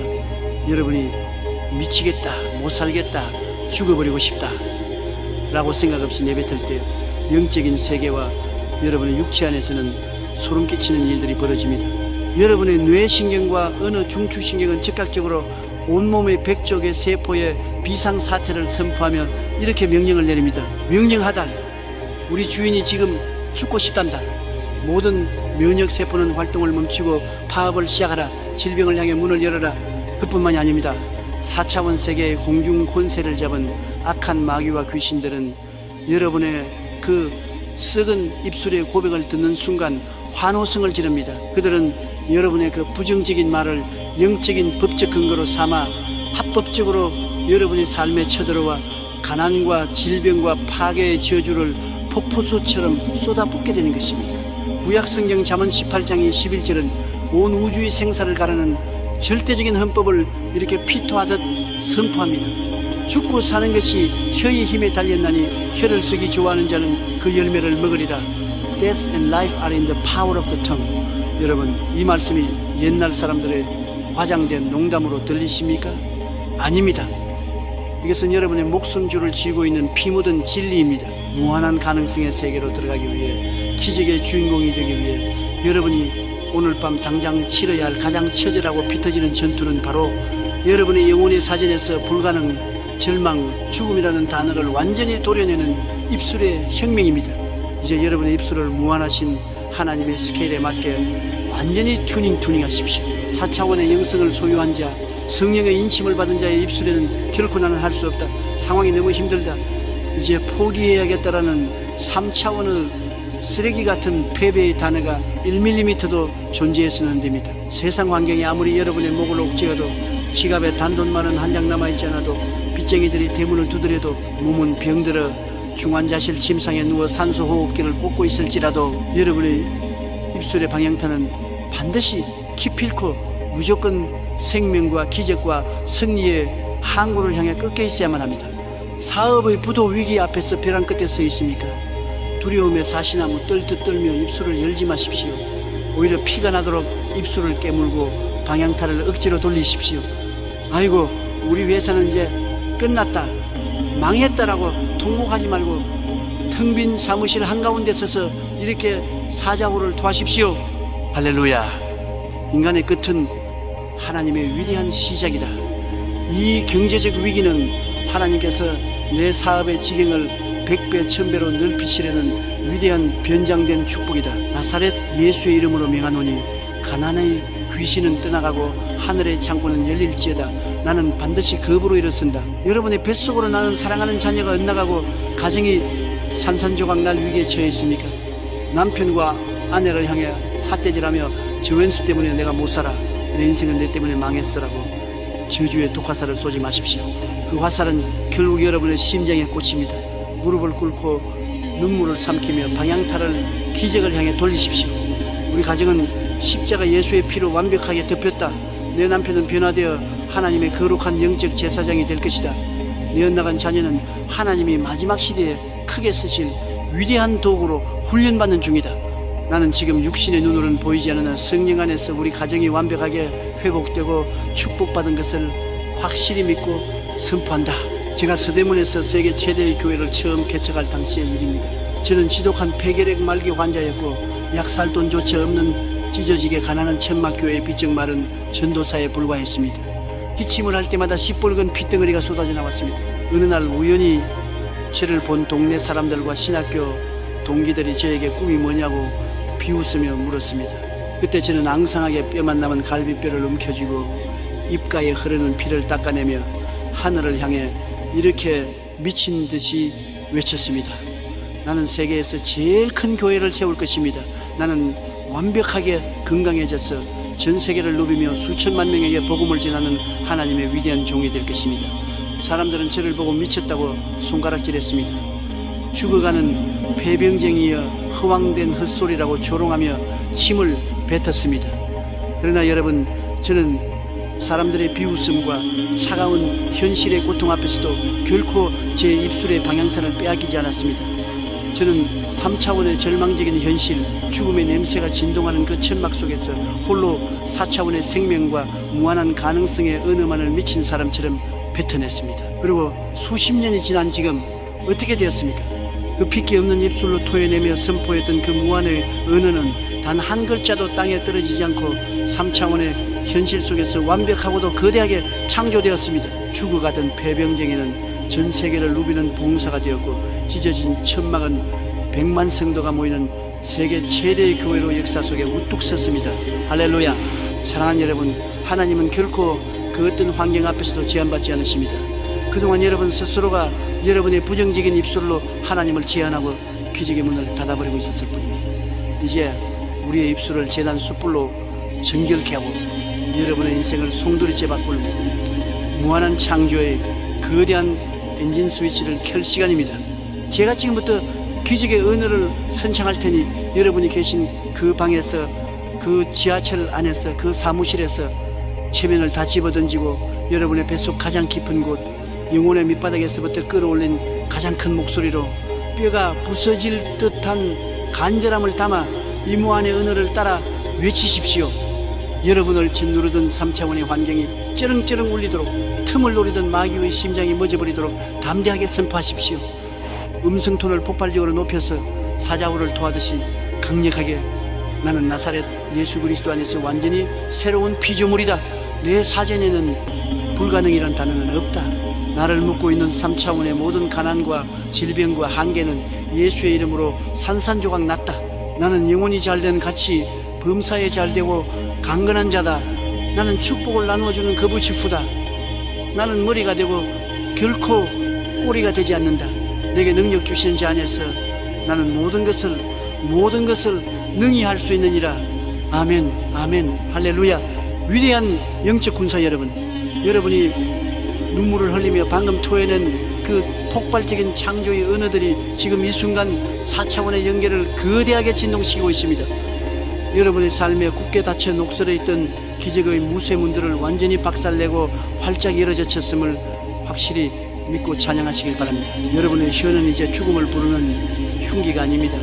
여러분의 입술은 생명을 창조하고 무에서 유를 낳는 하나님의 거룩한 요술 지팡이요 기적의 방향타가 되었습니다. 하지만 여러분, 이 엄청난 4차원의 에너지를 오늘 하루 일회성의 외침으로 끝내지 않고 평생토록 화산처럼 끓어오르게 만드는 궁극의 영적 호흡법이자 비밀 병기가 하나 더 남아 있습니다. 우리의 유한한 이성과 지식의 한계를 단숨에 뛰어넘어 무한하신 성령님의 언어로 4차원의 보좌와 직접 다이렉트로 소통하는 우주적인 통신망, 다음 5장에서는 마귀가 도저히 해석할 수 없는 하늘의 암호, 방언기도의 폭발력과 영적 통신망의 비밀에 대해 그 아주 깊고도 신비로운 시면으로 여러분을 안내하겠습니다. 이제는 이제 시작에 불과합니다. 영광을 향해 거침없이 전진하십시오. 할렐루야. 사랑하는 4차원의 영적 거인 여러분, 우리는 지난 4장의 시간들을 통해 우리의 입술을 기적의 방향타로 바꾸고 무한한 창조의 언어를 우주를 향해 발사했습니다. 여러분의 영혼은 이제 3차원의 한계를 뚫고 비상할 모든 준비를 마쳤습니다. 하지만 여러분, 우리가 무한한 가능성의 세계로 나아가려 할 때 마지막으로 마주하게 되는 아주 지독하고 끈질긴 장벽이 하나 남아 있습니다. 그것은 바로 우리의 얄팍한 지식과 이성의 한계입니다. 우리가 아무리 구체적으로 기도하려 해도 우리의 머리 의식은 우리가 아는 지식 안에서만 생각할 수 있습니다. 우리가 겪어보지 못한 축복, 우리가 상상조차 할 수 없는 거대한 하나님의 계획은 우리의 논리적인 언어로는 도저히 다 담아낼 수가 없습니다. 하나님, 저를 축복해 주세요 라고 말하지만 사실 우리는 우리에게 무엇이 최선의 축복인지조차 다 알지 못하는 연약한 존재들입니다. 3차원의 지능을 가진 우리가 어떻게 4차원의 무한한 지혜를 다 깨달을 수 있겠습니까? 오늘 저는 여러분에게 우리의 이 유한한 이성의 벽을 단숨에 뛰어넘어 무한하신 하나님의 심장으로 직접 파고 들어가는 우주적인 통신장치를 소개해드리고자 합니다. 그것은 바로 성령님께서 우리에게 주시는 천국의 암호, 언어, 방언, 기도, Praying in the Spirit의 폭발적인 권능입니다. 고린도전서 14장 2절은 이 신비로운 영적 통신망에 대해 이렇게 기록합니다. 방언을 말하는 자는 사람에게 하지 아니하고 하나님께 하나니 이는 알아듣는 자가 없고 영으로 비밀을 말합니다. For he who speaks in a tongue does not speak to man but to God, for no one understands him. However, in the Spirit he speaks mysteries. 여러분, 이 말씀의 깊은 의미를 깨달으셔야 합니다. 우리가 우리말 이성의 언어로 기도할 때 마귀는 그 기도를 다 알아듣습니다. 마귀는 우리의 논리를 파악하고 우리의 약점을 파고들어 의심의 가라지를 뿌립니다. 또한 우리의 이성은 자꾸만 현실과 계산기를 두드리며 기도의 불길을 끄려합니다. 하지만 여러분이 성령의 충만함을 입어 방언으로 기도하기 시작할 때 여러분의 기도는 마귀가 도저히 해독할 수 없는 천국의 1급 보안 암호로 바뀌어 하늘 보좌로 직행하게 됩니다. 여러분의 이성은 잠들고 여러분 안에 계신 무한하신 성령님께서 직접 하나님의 영광스러운 계획을 여러분의 입술을 빌려 비밀 미스리시로 선포하기 시작하시는 것입니다. 이것은 3차원의 두뇌를 거치지 않고 4차원의 영계에서 직접 이루어지는 초고속 데이터 통신입니다. 제가 여의도 순복음교회를 개척하고 수많은 불가능의 산들을 넘어올 수 있었던 핵심 비결은 바로 이 방언 기도의 힘이었습니다. 도저히 해결할 수 없는 거대한 문제가 닥치고 제 지식과 지혜가 바닥이 났을 때 저는 사람을 찾아다니지 않았습니다. 저는 골방으로 들어가 무릎을 꿇고 눈을 감았습니다. 그리고 제 이성의 기도를 멈추고 성령님께 제 애를 온전히 맡겨드렸습니다. 랄랄라 슈레레 1시간 2시간 때로는 대여섯 시간 동안 방언으로 깊은 기도의 시민으로 들어갔습니다. 제 머리로는 지금 제가 무슨 말을 하는지 다 알지 못했지만 제 영은 이미 무한한 하나님의 지혜와 접속되어 있었습니다. 그렇게 방언 기도를 마치고 일어나는 순간 제 마음속에는 세상을 다 얻은 것 같은 말할 수 없는 평안이 임했습니다. 그리고 신기하게도 기도를 마치고 나면 제가 도저히 생각할 수 없었던 창조적인 아이디어들이 번개처럼 떠오르기 시작했습니다. 꼬였던 문제들이 기적처럼 풀리기 시작했습니다. 왜 그렇습니까? 제가 방언으로 기도할 때 성령님께서 제 인생의 모든 문제들을 하나님의 시각 4차원으로 재배열하시고 무한한 가능성의 세계에서 해답을 끌어내어 제 삶에 이식하셨기 때문입니다. 사랑하는 여러분, 여러분의 지혜가 부족합니까? 인생의 막다른 골목에서 어디로 가야 할지 몰라 방황하고 계십니까? 여러분의 얄팍한 머리를 굴리지 마십시오. 여러분의 짧은 지식으로 하나님을 설득하려 하지 마십시오. 당장 성령의 불을 받으십시오. 그리고 여러분의 혀를 성령님의 통치 아래 내어드리십시오. 방언 기도는 단순히 신비한 체험이 아닙니다. 그것은 여러분의 좁은 생각의 틀을 무한대로 확장시키는 영적 가속기입니다. 여러분이 방언으로 부르짖을 때 여러분의 잠재의식 속에 숨어있던 마지막 불신앙의 찌꺼기들까지 성령의 불로 소멸됩니다. 여러분의 영혼은 하나님의 거룩한 주파수에 완벽하게 동기와 싱크로나이제이션 됩니다. 사도 바울은 고린도전서 14장 18절에서 당당하게 선포했습니다. 내가 너희 모든 사람보다 방언을 더 말함으로 하나님께 감사하노라. 세계 최고의 지성이었던 바울이 왜 그토록 방언 기도를 강조했겠습니까? 자신의 지식보다 성령님의 지혜가 무한하다는 것을 알았기 때문입니다. 사랑하는 영적 군사 여러분, 이제 여러분의 기도를 3차원의 언어에 가두어 두지 마십시오. 무한한 가능성의 세계로 들어가는 황금 열쇠, 바로 성령의 언어를 사용하십시오. 여러분이 성령 안에서 비밀을 말하기 시작할 때 하늘의 모든 차원들이 여러분을 돕기 위해 움직이기 시작할 것입니다. 마귀는 혼비백산하여 도망칠 것이며 여러분의 삶에는 여러분이 상상조차 하지 못했던 어마어마한 4차원의 기적들이 구체적인 실체로 나타나게 될 것입니다. 자, 이제 우리는 생각의 틀을 깨고 잠재의식을 치유하며 언어의 방향타를 돌려 성령의 통신망까지 확보했습니다. 그렇다면 이제 이 모든 원리들을 하나로 묶어 여러분의 가문과 인생의 영원한 축복의 금자탑을 세우는 결정적인 마지막 한 걸음은 무엇일까요? 이어지는 제육장에서는 우리의 기적을 완성하고 확정짓는 꿈의 시각화와 기적의 산달에 대해 그 장엄한 마무리를 향해 나아가겠습니다. 여러분의 인생의 태양이 떠오르고 있습니다. 전진하십시오. 할렐루야. 사랑하는 위대한 4차원의 정복자 여러분, 우리는 지난 5장의 시간들을 통해 이성의 벽을 허물고 성령의 비밀스러운 은혜인 방언 기도를 통해 하늘의 무한한 통신망을 확보했습니다. 이제 여러분의 영혼은 하나님의 거룩한 에너지가 꽉 차있는 폭발 직전의 거대한 발전소와 같습니다. 그런데 여기서 여러분은 아주 중요한 영적 질문 하나를 마주하게 됩니다. 목사님, 제 안에는 이제 무한한 확신이 가득합니다. 생각의 틀도 깨졌고 입술로도 선포했습니다. 그런데 왜 제 눈앞에 현실 3차원은 아직도 그대로입니까? 언제쯤 이 내면의 가능성이 눈에 보이는 기적으로 나타나는 것입니까? 사랑하는 여러분, 오늘 저는 여러분의 기적을 완성시키는 마지막 퍼즐 조각이자 4차원의 영성이 3차원의 물질 세계를 뚫고 나오는 거룩한 원리인 잉태와 해산의 법칙, The Law of Incubation에 대해 말씀드리고자 합니다. 하나님의 창조는 결코 우연히 일어나는 법이 없습니다. 창세기 1장 2절을 보면 천지 창조의 그 장엄한 시작점에 대해 이렇게 기록하고 있습니다. 이 퉁사하고 쿵사하다 예툼 이둠 음미에 있고 하나이니 영수면 예인사하 신이라. The Spirit of God was hovering over the face of the waters. 여기서 운행하신이라는 히브리어 원어 라하버는 단순히 움직인다는 뜻이 아닙니다. 이것은 어미새가 알을 품어 부화시키기 위해 자신의 가슴으로 알을 따뜻하게 덮고 생명의 온기를 불어넣는 잉태의 행위를 뜻합니다. 흑암과 혼돈뿐이었던 우주에 하나님의 기적이 나타나기 전 성령님께서는 마치 암탉이 알을 품듯이 온 우주를 가슴에 품고 잉태하고 계셨던 것입니다. 이 잉태의 과정이 끝났을 때 비로소 빛이 있으라 는 말씀 한마디에 우주가 창조되었습니다. 여러분의 인생에 나타날 무한한 가능성 역시 마찬가지입니다. 기적은 단숨에 일어나는 것 같지만 영적인 세계에서는 여러분이 꿈과 환상이라는 알을 성령님께서 품어주시는 잉태의 시간이 반드시 필요합니다. 여러분, 달걀을 생각해 보십시오. 겉으로 보기에는 그저 딱딱한 껍데기일 뿐입니다. 하지만 어미닭이 그 알을 품고 21일 동안 체온을 전달하면 그 안에서 보이지 않는 생명의 신비가 꿈틀거리기 시작합니다. 뼈가 생기고 심장이 뛰고 날개가 만들어집니다. 21일이 되기 전까지 그 모습은 아무런 변화가 없습니다.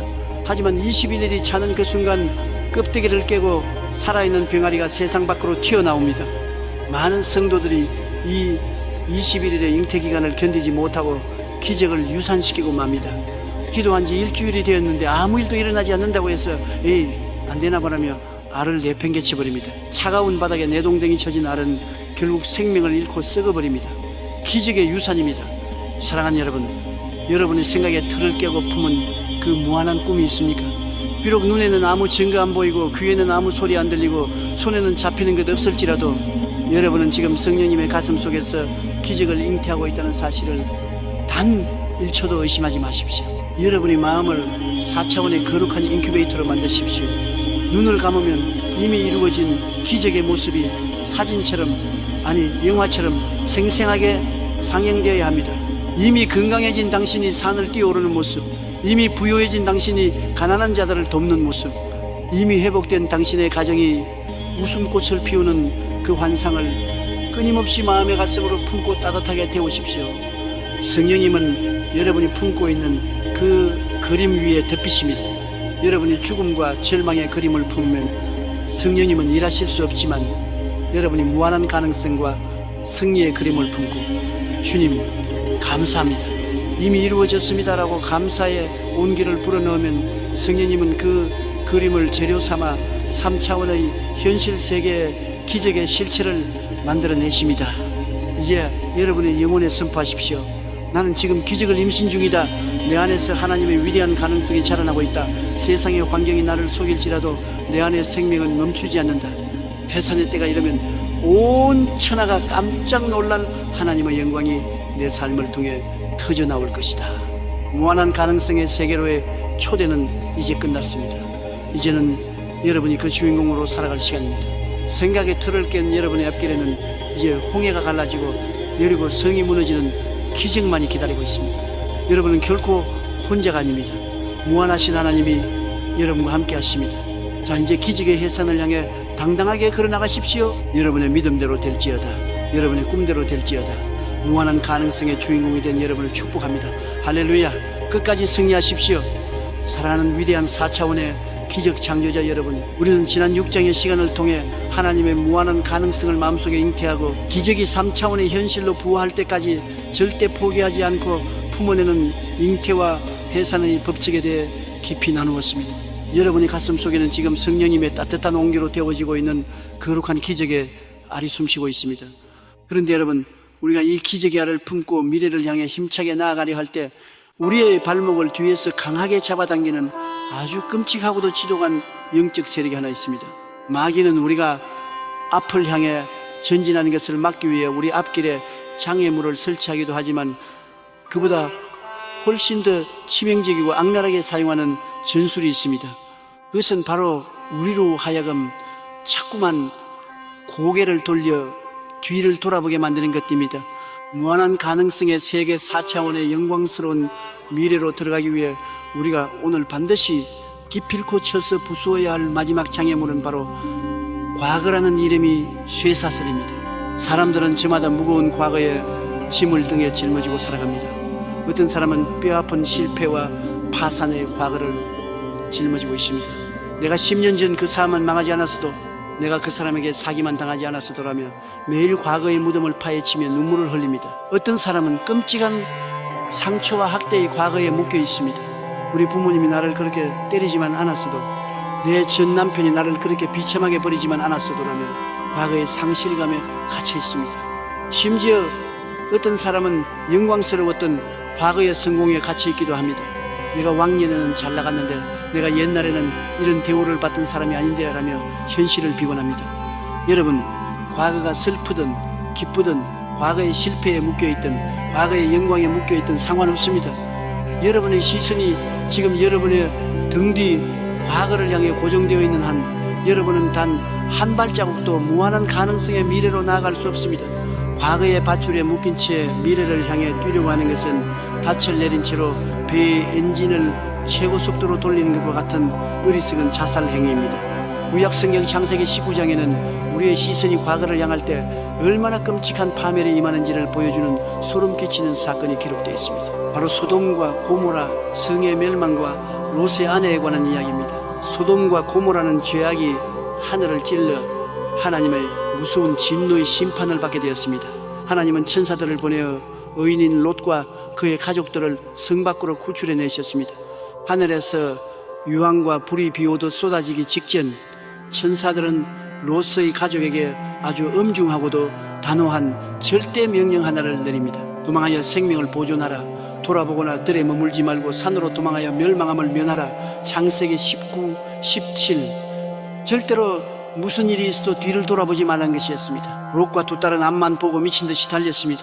그들의 등 뒤에서는 하늘에서 불덩어리들이 쏟아져 내리고 거대한 성벽이 무너지며 수많은 사람들이 불타 죽어가는 끔찍한 비명소리가 천지를 진동했습니다. 그런데 바로 그 순간 롯의 아내의 마음속에 무서운 갈등이 일어났습니다. 그녀의 육신은 천사들의 손에 이끌려 소돔성을 빠져나왔지만 그녀의 마음과 생각은 여전히 그 불타는 소돔성 안에 남아있었던 것입니다. 내 금송아지, 내 평생을 바쳐 모아둔 저택의 보석들, 내 화려했던 사교계의 친구들, 아까워라. 저 재산들을 두고 내가 어떻게 떠난단 말인가. 롯의 아내는 천사의 준엄한 경고를 무시하고 결국 가던 길을 멈춘 채 고개를 돌려 활활 타오르는 소돔성, 즉 자신의 과거를 돌아보고 말았습니다. 그 순간 어떤 끔찍한 일이 벌어졌습니까? 창세기 19장 11절은 단 한 줄로 그 참혹한 결말을 선언합니다. 롯의 아내는 뒤를 돌아보았으므로 소금 기둥이 되었더라. 여러분, 이 소금 기둥이 의미하는 바가 무엇인지 영적인 눈을 뜨고 직시하셔야 합니다. 소금 기둥은 생명이 없습니다. 생식 능력이 없습니다. 앞으로 나아갈 발도 없고 미래를 향해 뻗을 손도 없습니다. 그저 과거를 바라본 채로 영원히 박제되어버린, 딱딱하게 굳어버린 죽음과 정체의 상징입니다. 오늘날 교회 안에도 롯의 아내처럼 영적인 소금 기둥이 되어버린 성도들이 얼마나 많은지 모릅니다. 그들은 예수 그리스도의 보혈로 구원을 받고 지옥이라는 소돔성을 빠져나왔습니다. 입술로는 천국을 향해 간다고 찬양합니다. 그러나 그들의 생각과 마음은 10년 전, 20년 전 자신에게 상처를 주었던 사람에 대한 분노, 망해버린 사업에 대한 미련, 과거의 부끄러운 죄책감이라는 소돔성을 향해 고개를 휙 돌리고 있습니다. 몸은 2022년 오늘을 살고 있는데 생각과 감정은 1999년의 그 상처받은 밤에 멈춰서 있는 것입니다. 여러분, 과거의 상처를 파먹으며 사는 사람은 결국 영혼이 굳어버려 소금 기둥이 됩니다. 소금 기둥이 된 영혼은 성령의 불이 임해도 뜨거움을 느끼지 못하고 기적의 비가 내려도 싹을 틔우지 못합니다. 무한한 가능성은 오직 앞을 향해 나가는 산자들의 것이지 과거를 돌아보는 소금 기둥들의 것이 아닙니다. 신약시대의 가장 위대한 영적 거인 사도 바울을 보십시오. 그가 어떻게 그토록 무한한 가능성을 폭발시키며 신약 성경의 절반을 기록하는 위대한 사도가 될 수 있었습니까? 바울에게는 상처와 실패의 과거가 없었습니까? 아닙니다. 바울의 과거는 롯의 아내보다 훨씬 더 끔찍하고 잔혹했습니다. 그는 본래 예수 믿는 자들을 잡아다 감옥에 가두고 죽이는데 앞장섰던 살인자요, 핍박자였습니다. 최초의 순교자 스데반이 돌에 맞아 피를 흘리며 죽어갈 때 바울은 그 옆에서 찬성표를 던지며 비웃었던 자였습니다. 만약 바울이 다메섹 도상에서 예수님을 만나 회심한 후에도 계속해서 자신의 과거를 돌아보았다면 어떻게 됐을까요? 밤에 잠을 자려 할 때마다 피투성이가 된 스데반의 얼굴이 떠오르고 자신이 핍박했던 성도들의 비명소리가 귓가를 맴돌았을 것입니다. 마귀는 매일같이 바울의 귓가에 대고 속삭였을 것입니다. 야, 이 살인자야, 네 손에 묻은 피를 봐라. 네가 무슨 사도라고 강단에 서서 사랑을 외치느냐. 위선자야, 당장 그 자리에서 내려와라. 만약 바울이 이 과거의 죄책감이라는 밧줄에 묶였다면 그는 우울증에 걸려 자살하거나 미쳐버리고 말았을 것입니다. 그는 결코 하나님의 위대한 사도가 될 수 없었을 것입니다. 하지만 바울은 마귀가 내미는 과거의 청구서를 예수 그리스도의 십자가 앞에 갈기갈기 찢어 던져버렸습니다. 그리고 빌립보서 3장 13절과 14절에서 온 우주를 향해 위대한 자유의 선언을 포효합니다. 형제들아, 나는 아직 내가 잡은 줄로 여기지 아니하고 오직 한 일, 즉 뒤에 있는 것은 잊어버리고 앞에 있는 것을 잡으려고 표대를 향하여 그리스도 예수 안에서 하나님이 위에서 부르신 부름의 상을 위하여 달려가노라. Forgetting what is behind and straining toward what is ahead. 할렐루야. 바울의 놀라운 고백을 들으십시오. 뒤에 있는 것은 잊어버리고, 바울은 자신의 더럽고 추악했던 과거의 무덤을 시멘트로 막아버렸습니다. 그는 뒤를 돌아보는 롯의 아내가 되기를 거부했습니다. 예수 그리스도의 십자가 피가 자신의 과거를 완벽하게 도말하셨음을 믿었기에 그는 단 1초도 뒤를 돌아보는데 영적 에너지를 낭비하지 않았습니다. 그는 오직 표대이신 예수님, 무한한 미래의 가능성만을 향해 미친 듯이 전력 질주했던 것입니다. 사랑하는 여러분, 여러분이 일상생활에서 매일 타는 자동차를 한번 머릿속에 떠올려 보십시오. 자동차 운전석에 앉아 앞을 보면 앞을 내다보는 앞 유리창 윈실드는 어마어마하게 큽니다. 시야가 확 트여 있습니다. 반면에 여러분의 등 뒤를 볼 수 있게 해주는 룸미러, 리어뷰 미러, 사이드 미러는 여러분의 손바닥만 한 아주 작은 크기입니다. 자동차를 만든 엔지니어들이 왜 앞유리창은 저렇게 크고 넓게 만들고 뒤를 보는 거울은 요만하게 작게 만들었을까요? 그것은 운전자가 운전할 때 99% 시선은 반드시 앞을 향해 있어야 하고, 뒤를 보는 것은 차선을 바꿀 때 아주 잠깐 1%만 사용하라는 생명의 법칙 때문입니다.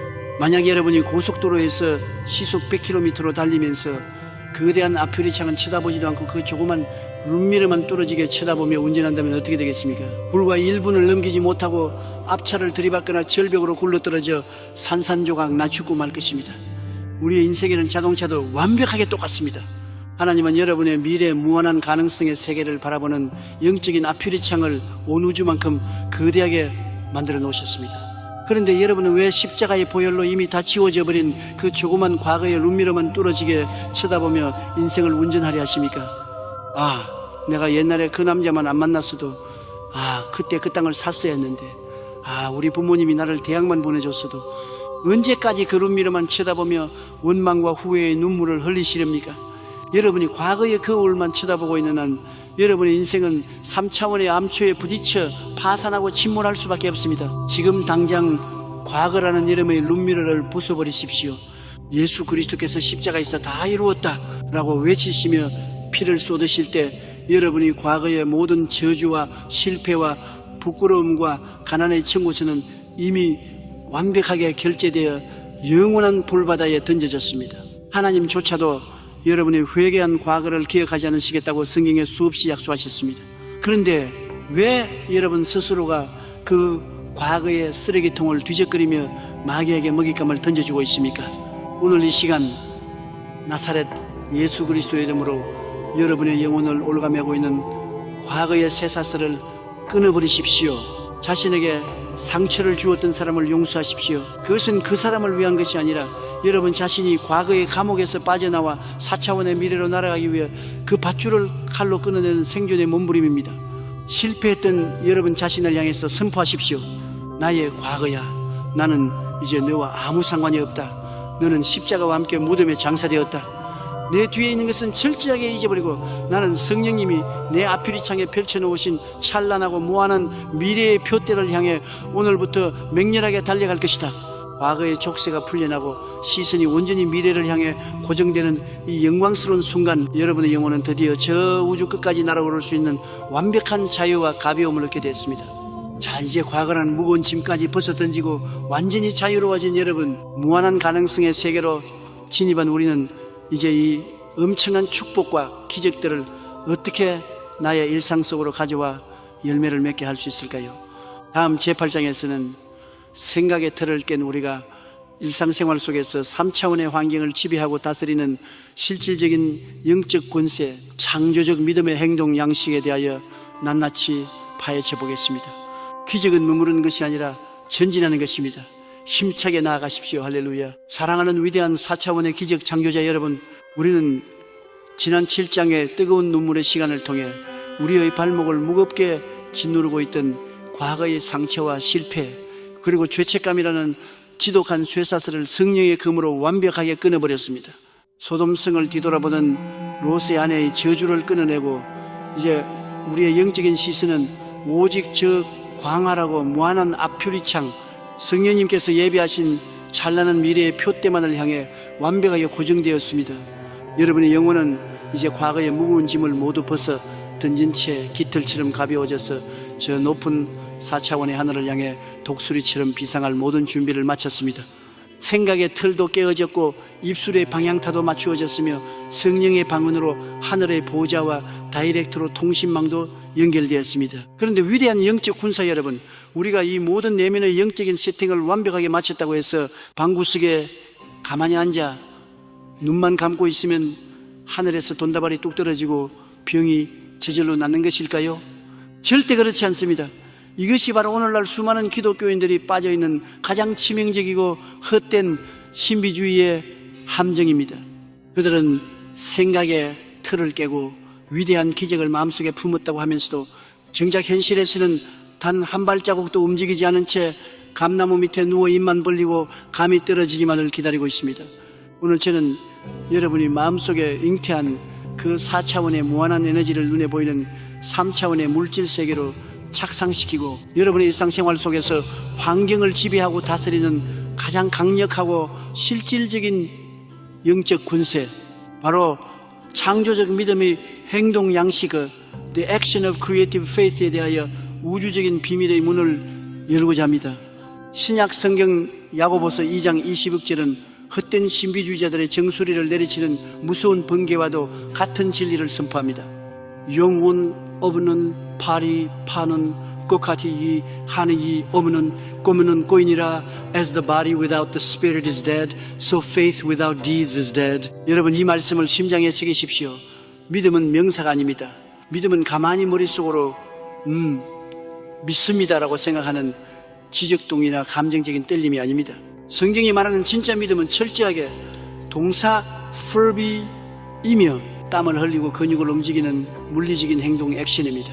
보이지 않는 4차원의 영적 에너지가 눈에 보이는 3차원의 물질로 변환되기 위해서는 반드시 여러분의 육신이 3차원의 세계 속에서 기적을 수용할 수 있는 행동의 파이프라인을 깔아줘야만 합니다. 여러분이 마음으로는 기적을 믿는다고 하면서도 실제 행동은 여전히 과거의 실패자처럼 병자처럼 가난한 자처럼 웅크리고 있다면 성령님은 결코 역사하실 수 없습니다. 하나님은 우리의 입술의 고백을 들으시지만 최종적으로 결제 도장을 찍으시는 기준은 우리의 발걸음 행동이기 때문입니다. 이 위대한 창조적 행동의 원리를 가장 극적이고 소름 끼치게 보여주는 사건이 바로 신약 성경 마태복음 14장에 기록된 물 위를 걷는 베드로의 기적입니다. 칠흑같이 어두운 밤 갈릴리 바다 한가운데서 제자들이 담배가 미친 듯이 몰아치는 광풍과 집채만 한 파도에 뒤집히기 일보 직전이었습니다. 제자들은 공포에 질려 비명을 지르고 있었습니다. 그때 예수님께서 그 흉흉하는 파도를 평기처럼 밟고 뚜벅뚜벅 걸어오셨습니다. 이 충격적인 4차원의 기적 앞에서 베드로의 뇌리를 꽉 쥐고 있던 3차원의 이성, 즉 사람은 물에 빠진다는 생각에 틀이 박살나기 시작했습니다. 베드로는 소리쳤습니다. 주여, 만일 주님이시거든 나를 명하사 물 위로 오라 하소서. 예수님은 단 한마디 우주를 창조하신 짧고 강력한 레마의 말씀을 던지셨습니다. 오라, 감. 자, 여러분, 이 숨 막히는 찰나의 순간을 상상해 보십시오. 베드로는 예수님의 오라는 말씀을 들었습니다. 생각의 틀도 깨졌습니다. 아, 예수님이 오라고 하셨으니 나도 저 파도를 밟고 걸을 수 있겠구나 라는 믿음이 그의 마음속에 잉태되었습니다. 하지만 여러분, 베드로가 배 안에서 밧줄을 꽉 붙잡고 웅크린 채로 아멘, 주님, 제가 물 위를 걸을 수 있을 줄 믿습니다, 할렐루야 라고 소리만 질렀다면 기적이 일어났을까요? 그가 1000번 만번 믿습니다 라고 외쳤다 한들 그가 배 안에 머물러 있는 한 그는 단 1mm도 물 위를 걸을 수 없었을 것입니다. 기적이 폭발한 진짜 이유는 베드로가 안전지대인 배 밖으로 자신의 두 발을 허공을 향해 내딛는 물리적인 행동 액션을 감행했기 때문입니다. 생각해 보십시오. 베드로가 발을 내디딜 때 시퍼런 바닷물이 갑자기 꽁꽁 얼어붙어 아스팔트처럼 단단해진 것을 눈으로 확인하고 발을 디딘 것이 아닙니다. 물은 여전히 출렁거리고 있었고 파도는 여전히 집어삼킬 듯이 으르렁대고 있었습니다. 하지만 베드로가 하나님의 말씀 오라에 자신의 목숨을 걸고 3차원의 상식을 거스르며 발바닥을 바닷물 표면에 가져다 대는 그 찰나의 순간 4차원의 무한한 성령의 에너지가 베드로의 발바닥 밑으로 번개처럼 쏟아져 들어와 출렁이는 물분자들을 강철보다 더 단단하게 응집시켜 베드로의 체중을 떠받쳐버린 것입니다. 할렐루야. 기적은 환경이 완벽하게 갖추어졌을 때 일어나는 것이 아닙니다. 기적은 여러분이 환경을 무시하고 믿음의 발걸음을 내디딜 때 여러분의 발바닥 밑에서부터 창조되는 것입니다. 요단강이 언제 갈라졌습니까? 물이 마른 뒤에 제사장들이 걷는 것이 아닙니다. 시퍼렇게 넘실대는 요단강 물속으로 제사장들이 법궤를 메고 발을 담그는 행동을 했을 때 비로소 위에서부터 흐르던 물이 끊어지고 강바닥이 말라버린 것입니다. 사랑하는 영적 군사 여러분, 저는 오늘 여러분에게 강력하게 묻습니다. 지금 여러분이 죽어라 붙잡고 있는, 여러분을 3차원의 한계 속에 가두고 있는 그 알량하고 낡아빠진 배보따는 무엇입니까? 그 배는 여러분의 알량한 통장 잔고일 수도 있고, 병원의 진단서일 수도 있고, 실패를 두려워하는 여러분의 이성적인 계산기일 수도 있습니다. 물이 여러분은 증거를 보여주시면 그때 제가 발을 내딛겠습니다 라고 하나님과 거래하려 하지 마십시오. 하나님은 여러분에게 먼저 배 밖으로 발을 내밀라, 그러면 내가 기적의 땅을 만들어주겠다라고 명령하십니다. 그렇다면 이 무한한 가능성의 세계로 발을 내딛는 창조적 믿음의 행동을 우리의 일상생활에서 도대체 어떻게 구체적으로 실천해야 할까요? 저는 이것을 마친 것처럼 ASIP, 행동하는 영적인 선불 결제라고 부릅니다. 여러분이 병상에 누워 암세포가 떠나가기를 기도했습니까? 예수의 이름으로 치유를 선포했습니까? 그렇다면 기도를 마치고 나서 다시 아이고 죽겠네, 여기도 쑤시고 저기도 아프네라며 환자처럼 앓는 소리를 내고 환자복을 입은 채로 우울하게 누워있지 마십시오. 그것은 여러분이 스스로 기적을 취소하는 행동입니다. 치유의 기도를 드렸다면 비록 육신은 아직 고통으로 덜덜 떨릴지라도 마치 이미 완벽하게 난 사람인 것처럼 As if I am healed 행동하십시오. 자리에서 억지로라도 일어나십시오. 환자복을 벗어던지고 가장 아름답고 깨끗한 옷으로 갈아입으십시오. 거울을 보며 창백한 얼굴에 화장을 하고 머리에 젤을 발라 단정하게 빗어 넘기십시오. 그리고 아직 다리에 힘이 없어도 건강한 사람처럼 당당하게 어깨를 쫙 펴고 거실을 걸어다니며 찬양하십시오. 하나님, 내 몸의 통증은 마귀가 주는 가짜 감각에 불과합니다. 영적인 세계에서 나는 이미 예수의 채찍에 맞음으로 완벽하게 나았습니다. 나에게 튼튼한 두 다리와 맑은 폐를 주시니 감사합니다. 여러분의 이 미친 것 같은 믿음의 행동을 마귀가 볼 때 기겁을 하고 도망칩니다. 성령님은 그 행동을 보시고 즉각적으로 3차원의 세포들을 4차원의 건강으로 재조립하기 시작하십니다. 수십억의 빚에 쪼들려 부도 위기에 처한 사업가, 여러분 기도로 구체적인 빚의 액수를 선포하고 성령의 인침을 받았습니까? 그렇다면 사무실에 앉아 머리를 쥐어뜯으며 한숨 쉬고 직원들 앞에서 세상에 무너진 것처럼 죽상을 하고 있지 마십시오. 그것은 하나님을 못 믿겠다는 3차원의 패배주의적 행동입니다. 당장 세수를 하고 가장 좋은 넥타이를 매십시오.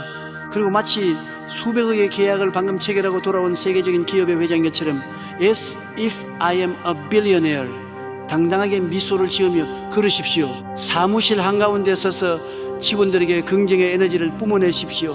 여러분, 우리 회사는 망하지 않습니다.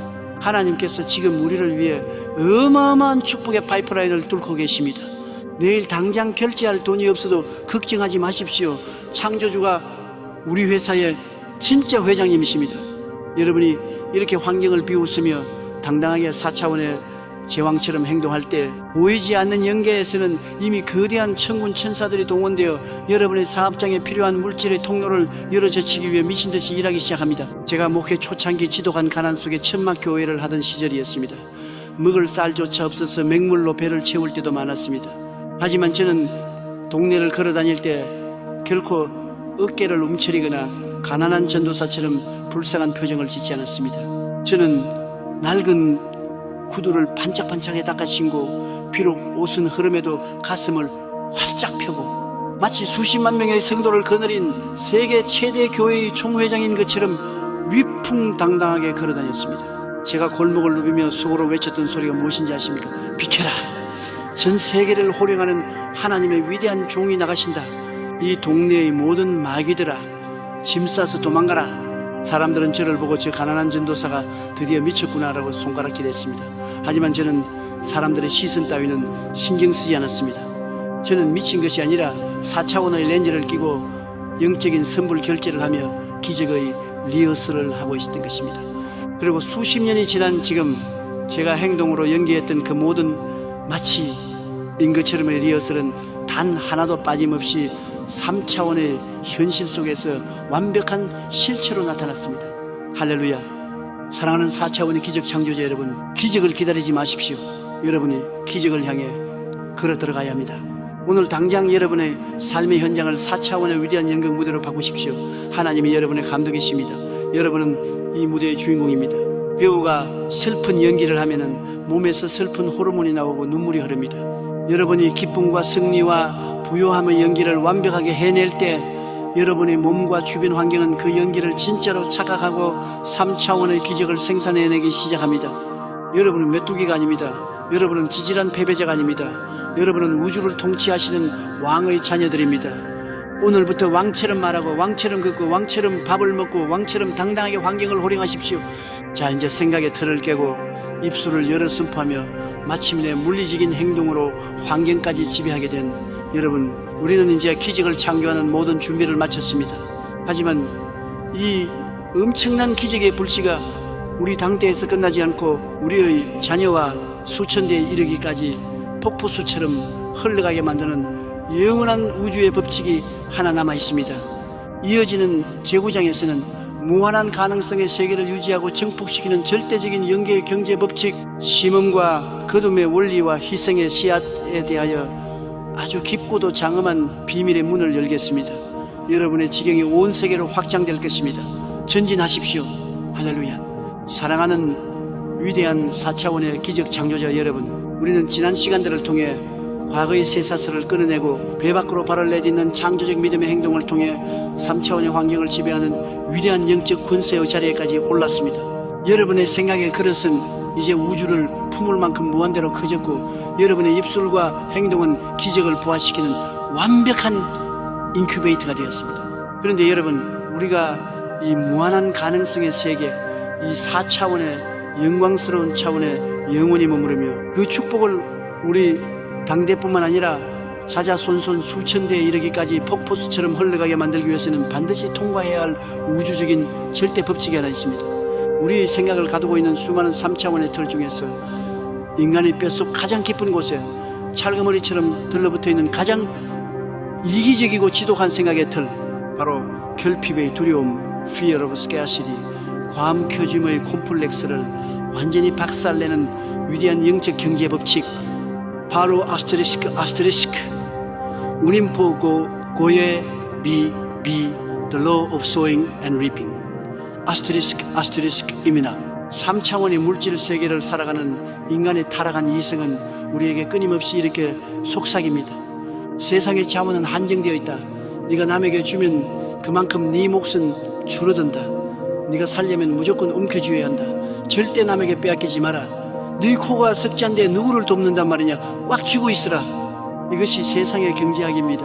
하지만 하나님의 4차원 경제학은 세상의 경제학과 완벽하게 180도 정반대로 작동합니다. 신약 성경 갈라디아서 6장 7절은 온 우주를 관통하는 하나님의 절대적인 경제 헌법을 이렇게 선언합니다. 스스로 수이지 마라 하나니는 신요 기누럽하지 아니하시나니 사람이 오르노 첸치 그대로 고투리라. Do not be deceived. God cannot be mocked. A man reaps what he sows. 여러분, 이 우주에는 중력의 법칙만큼이나 확실하고 예외가 없는 영적인 물리 법칙이 있습니다. 그것은 바로 심은 대로 거둔다는 것입니다. 콩을 심으면 콩이 나고 팥을 심으면 팥이 납니다. 아무것도 심지 않으면 아무것도 거둘 수 없습니다. 아무리 생각의 틀을 깨고 입술로 기적을 100만 번 선포하고 믿음으로 수백 번 춤을 춘다고 해도 여러분, 이 땅에 씨앗을 심는 소잉, 구체적인 희생의 행동을 하지 않는다면 4차원의 영계에선 결코 3차원의 물질로 변환될 추수물을 만들어낼 수가 없는 것입니다. 한 가난한 농부의 이야기를 머릿속에 그려보십시오.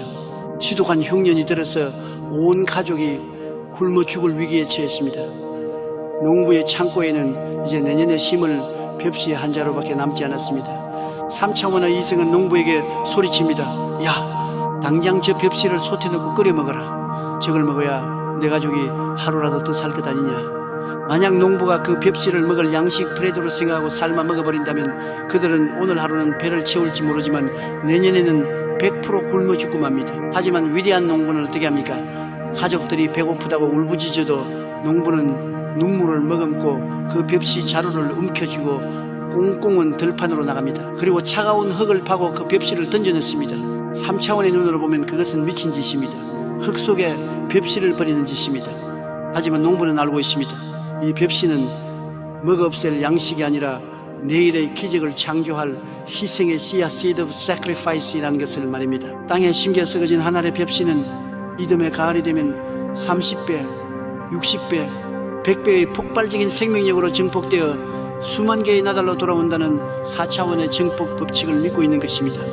신약 성경 요한복음 6장에는 우리의 좁아터진 이성의 틀을 우주 단위로 찢어버리는 인류 역사상 가장 위대한 기적의 증폭 사건인 오병이어 5개의 떡과 2마리의 물고기의 기적이 기록되어 있습니다. 광야에 모인 성인 남자만 5,000명, 여자와 아이들까지 합치면 무려 2만 명에 달하는 거대한 군중이 굶주림에 허덕이고 있었습니다. 제자들의 3차원 이성 컴퓨터는 맹렬하게 돌아가기 시작했습니다. 빌립이 계산기를 두드려보고 예수님께 보고합니다. 주님, 이 사람들을 다 먹이려면 200데나리온 수천만 원의 빵이 있어도 모자랍니다. 여기는 빈들이여 시간도 늦었으니 사람들을 흩어 마을로 가서 각자 사먹게 하소서. 이것이 3차원의 한계에 갇힌 인간의 절망적인 사고방식입니다. 돈이 없습니다. 환경이 안 됩니다. 불가능합니다. 그런데 그때 안드레가 한 어린 소년을 예수님 앞으로 데리고 옵니다. 그 소년의 손에는 아주 초라한 보리떡 5개와 물고기 2마리가 들려 있었습니다. 그것은 그 소년이 배고픔을 달래기 위해 쌓아온 자신의 유일한 저녁 식사였습니다. 여러분, 이 소년의 입장에서 생각해 보십시오. 2만 명이 굶주리고 있는 광야에서 그깟떡 5개가 무슨 소용이 있겠습니까? 3차원의 이성은 소년에게 속삭였을 것입니다. 야, 저 수만 명에게 이걸 내놓아 봤자 간에 기별도 안 간다. 그냥 너 혼자 몰래 숨어서 먹고 배나 채워라. 네 코가 석자다. 이것이 바로 기적을 가로막는 무서운 움켜쥐의 콤플렉스입니다. 내가 꽉 쥐고 있으면 그것은 4차원의 기적이 아니라 그냥 소년 한 명의 위장을 채우고 똥으로 배설되어 끝날 3차원의 초라한 유한한 물질에 불과합니다. 하지만 이 소년은 자신의 이성적인 생각의 틀을 박살내버렸습니다. 소년은 자신이 가진 그 생명과도 같은 마지막 식사를 자기 입으로 가져가지 않고 예수님의 손에 심어 쏘잉 버렸습니다. 소년의 손을 떠나 예수님의 거룩한 손에 들려지는 그 찰나의 순간, 그 초라한 보리떡 5개와 물고기 2마리는 더 이상 3차원의 물질이 아니었습니다. 그것은 4차원의 무한한 창조 에너지를 폭발시키는 영적인 기적의 스파크이자 씨앗대로 완벽하게 신분이 변한 것입니다. 예수님은 그 소년의 희생의 씨앗을 들고 하늘을 우러러 축사 감사 기도하셨습니다. 창조주 하나님의 4차원 에너지가 그 떡에 임했습니다. 그리고 떡을 떼어 제자들에게 나누어 주시는데 기절초풍할 일이 벌어졌습니다. 떡을 떼어주면 또 생겨나고 물고기를 떼어주면 또 생겨나는 것입니다. 2만 명의 군중이 배가 터지도록 먹고도 남은 조각을 거두니 무려 12바구니에 가득 찼습니다. 할렐루야. 사랑하는 여러분, 여기서 소름 끼치는 영적 진리를 깨달으셔야 합니다. 예수님은 무에서 유를 창조하실 수 있는 분입니다. 돌덩이로도 떡을 만드실 수 있는 분입니다. 그런데 왜 굳이 그 어린 소년의 초라한 도시락을 달라고 하셨을까요? 하나님은 언제나 우리의 삶의 기적의 창문을 여시기 전에 우리가 땅에 심는 믿음의 씨앗 마중물을 먼저 요구하시기 때문입니다. 펌프에서 지하수를 끌어올리려면 반드시 먼저 한 바가지에 마중물을 부어 넣어야만 수백 톤의 지하수가 쏟아져 올라오는 것과 같은 원리입니다. 오늘 이 시간 수많은 성도들이 제게 묻습니다. 목사님, 저는 지금 부도 직전입니다. 저는 암에 걸려 죽어가고 있습니다. 당장 내 코가 석자인데 제가 무엇을 하나님께 바치고 무엇을 이웃에게 심으란 말입니까? 저에게는 아무것도 없습니다. 아닙니다, 여러분. 마귀의 거짓말에 속지 마십시오. 여러분의 손에는 반드시 하나님께서 남겨두신 보리떡 5개와 물고기 2마리가 있습니다. 여러분이 지금 물질적으로 철저하게 파산하여 11조를 낼 돈도 이웃을 구제할 단돈 1,000원도 없습니까? 그렇다면 여러분이 가진 가장 귀한 시간의 씨앗을 심으십시오. 남들이 잠든 새벽에 깨어 눈물로 철야를 하며 기도의 씨앗을 하나님께 심으십시오. 나보다 더 고통받는 병든 이웃을 위해 땀 흘려 봉사하고 중보기도의 씨앗을 심으십시오. 여러분이 온몸이 병들어 손가락 하나 움직일 힘조차 없습니까? 그렇다면 여러분의 얼굴에 환한 미소를 띠고 여러분을 간호하는 가족들에게 감사와 사랑의 은혜라는 씨앗을 심으십시오. 나에게 평생 씻을 수 없는 상처를 준 원수를 향해 십자가의 피를 의지하여 용서의 씨앗들을 심으십시오. 성경 창세기 26장 12절을 보면 이삭이 살던 땅에 지독한 흉년이 들었을 때 그가 어떻게 했는지가 기록되어 있습니다. 이삭이 그 땅에서 농사하여 그 해에 100배나 얻었고 여호와께서 복을 주심으로, 여러분, 흉년에 농사를 지으면 망하는 것이 3차원의 상식입니다. 비가 안 오는데 씨를 뿌리는 것은 바보짓입니다. 하지만 이삭은 흉년 절망의 환경을 두려워하지 않고 믿음으로 땅에 씨를 심었습니다. 그가 환경을 초월하여 씨를 심었을 때 하나님은 4차원의 문을 여시고 그 흉년의 땅에서 남들보다 100배의 기적적인 추수를 거두게 하셨습니다. 가장 심기 힘들 때 심는 씨앗이 가장 강력한 폭발력을 가진 기적의 원자폭탄이 됩니다. 여러분의 주먹이 꽉 쥐어져 있으면 하나님은 여러분의 손에 금덩어리를 쥐어주실 수가 없습니다. 움켜쥔 주먹을 펴야만 새로운 축복을 받을 수 있습니다. 내가 가진 것을 내어놓고 이웃을 향해, 하나님을 향해 손바닥을 쫙 펼치십시오. 제가 여의도 순복음교회를 세워갈 때 교회는 빚더미에 앉아 있었고 성도들은 가난한 판자촌의 주민들이었습니다. 헌금을 낼 돈이 없어 눈물을 흘리며 노수저를 가져오고 머리카락을 잘라 팔아서 가져온 분들도 있었습니다. 하지만 저는 그 가난한 성도들에게 여러분 가난하니까 헌금하지 마십시오라고 말하지 않았습니다. 오히려 강단에서 피를 토하며 외쳤습니다. 여러분, 가난의 저주를 끊고 무한한 축복의 세계로 들어가려면 오늘 여러분의 그 마지막 눈물의 보리떡을 하나님께 심으십시오. 움켜쥐고 있으면 영원히 굶어 죽지만 십자가 앞에 심으면 하나님이 30배, 60배, 100배로 갚아주실 것입니다. 그 가난한 성도들이 눈물로 심은 그 노수조와 동전 한 잎이 기적의 씨앗이 되어 오늘날 전 세계에 선교사를 파송하고 고아와 과부를 먹여 살리는 세계 최대의 교회를 창조해낸 것입니다. 할렐루야. 사랑하는 위대한 기적의 주인공 여러분, 시편 126편 5절과 6절은 우주의 심장을 울리는 위대한 약속을 우리에게 선포합니다. 눈물을 흘리며 씨를 뿌리는 자는 기쁨으로 거두리로다. 울며 씨를 뿌리러 나가는 자는 반드시 기쁨으로 그 곡식단을 가지고 돌아오리로다. Those who sow with tears will reap with songs of joy. 지금 당장 여러분의 생각의 틀을 찢어버리십시오. 나는 부족하다, 나는 줄 것이 없다, 나는 가난하다는 마귀의 거짓말을 예수의 이름으로 박살내십시오. 여러분은 무한하신 하나님의 자원 창고를 열 수 있는 비밀번호를 가진 자들입니다. 오늘 여러분의 삶의 현장에서 여러분이 가진 가장 귀한 눈물의 씨앗, 믿음의 씨앗, 물질의 씨앗, 사랑의 씨앗을 과감하게 땅에 던지십시오. 여러분이 두려움을 이기고 움켜쥔 손을 펴는 바로 그 순간 4차원의 영적 세계에서는 거대한 추수의 천사들이 낯을 들고 여러분의 삶의 밭을 향해 전속력으로 달려오기 시작할 것입니다.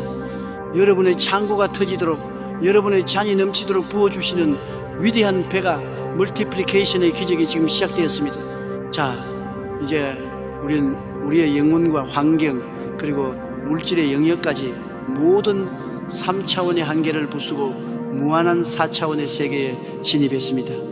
그렇다면 이토록 완벽하게 세팅된 기적의 밥상 위에 캄캄한 절망의 한가운데서도 하나님의 보좌를 움직여 당장 불을 떨어뜨리게 만드는 최후의 영적 다이너마이트는 과연 무엇일까요? 이어지는 제10장에서는 불가능의 감옥문을 산산조각 내고 마귀의 뼈통을 부숴버리는 가장 공격적이고 파괴적인 영적 무기, 절대 감사의 법칙과 한밤중의 찬양에 대하여 우주적인 비밀의 문을 활짝 열어 제치겠습니다.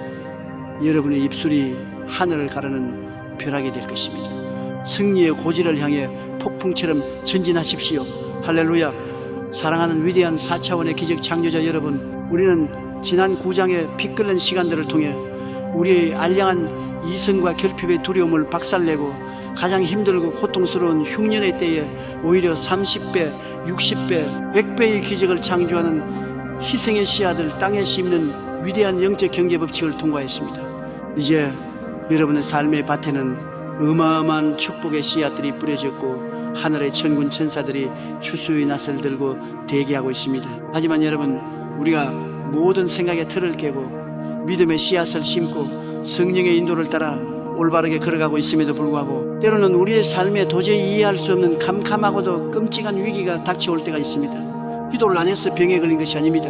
11조를 떼먹어서 부도가 난 것이 아닙니다. 나는 분명히 주님의 뜻대로 순종하며 살았는데 오히려 상황은 더 악화되고 사방이 거대한 콘크리트 벽으로 가로막혀 단 한 줄기의 빛조차 보이지 않는 완벽한 절망의 순간, 우리는 이 무섭고도 고통스러운 영적 치르기 시간을 가리켜 인생의 한밤중 The Midnight of Life 이라고 부릅니다. 이 캄캄한 한밤중에 감옥에 갇히게 되면 여러분의 생각의 틀은 다시 맹렬하게 흔들리기 시작합니다. 3차원의 이성이 미친 듯이 소리칩니다. 봐라, 네가 그렇게 금식하고 철야를 하며 기적을 믿었지만 결과가 도대체 무엇이냐? 의사는 이제 가망이 없다고 한다. 은행은 내일 당장 집을 경매로 넘기겠다고 한다. 네가 믿는 하나님은 죽었다. 너는 완벽하게 버림받았다. 이제 그만 포기하고 하나님을 저주하고 죽어버리라. 여러분, 마귀가 가장 원하고 가장 기다리는 것이 바로 이 순간 여러분의 입술에서 터져나오는 원망과 불평 그리고 절망의 탄식입니다. 여러분이 환경에 짓눌려 하나님 왜 나에게 이런 시련을 주십니까?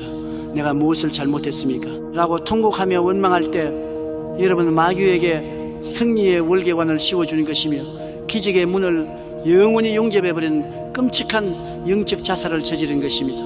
그렇다면 이토록 철저하게 닫혀버린 불가능의 감옥문을 산산조각 내고 마귀의 뼈통을 부숴버리며 하나님의 보좌를 움직여 당장 기적의 벼락을 떨어뜨리게 만드는 최후의 영적 다이너마이트는 과연 무엇일까요? 그것은 바로 3차원의 모든 이성과 논리를 초월하는 가장 파괴적이고 공격적인 영적 무기, 절대 감사의 법칙과 한밤중의 찬양, Absolute Gratitude and Midnight Praise 입니다. 신약 성경 사도행전 16장에는 인류 역사상 가장 위대하고 소름 끼치는 한밤중의 기적 사건이 생생하게 기록되어 있습니다. 위대한 사도 바울과 신라는 빌립보라는 낯선 도시에 가서 복음을 전했습니다. 그들은 나쁜 짓을 한 것이 아닙니다. 귀신 들려 고통받는 불쌍한 여종에게서 귀신을 쫓아내주고 생명을 살리는 가장 선하고 거룩한 일을 했습니다. 그런데 그 결과가 무엇이었습니까?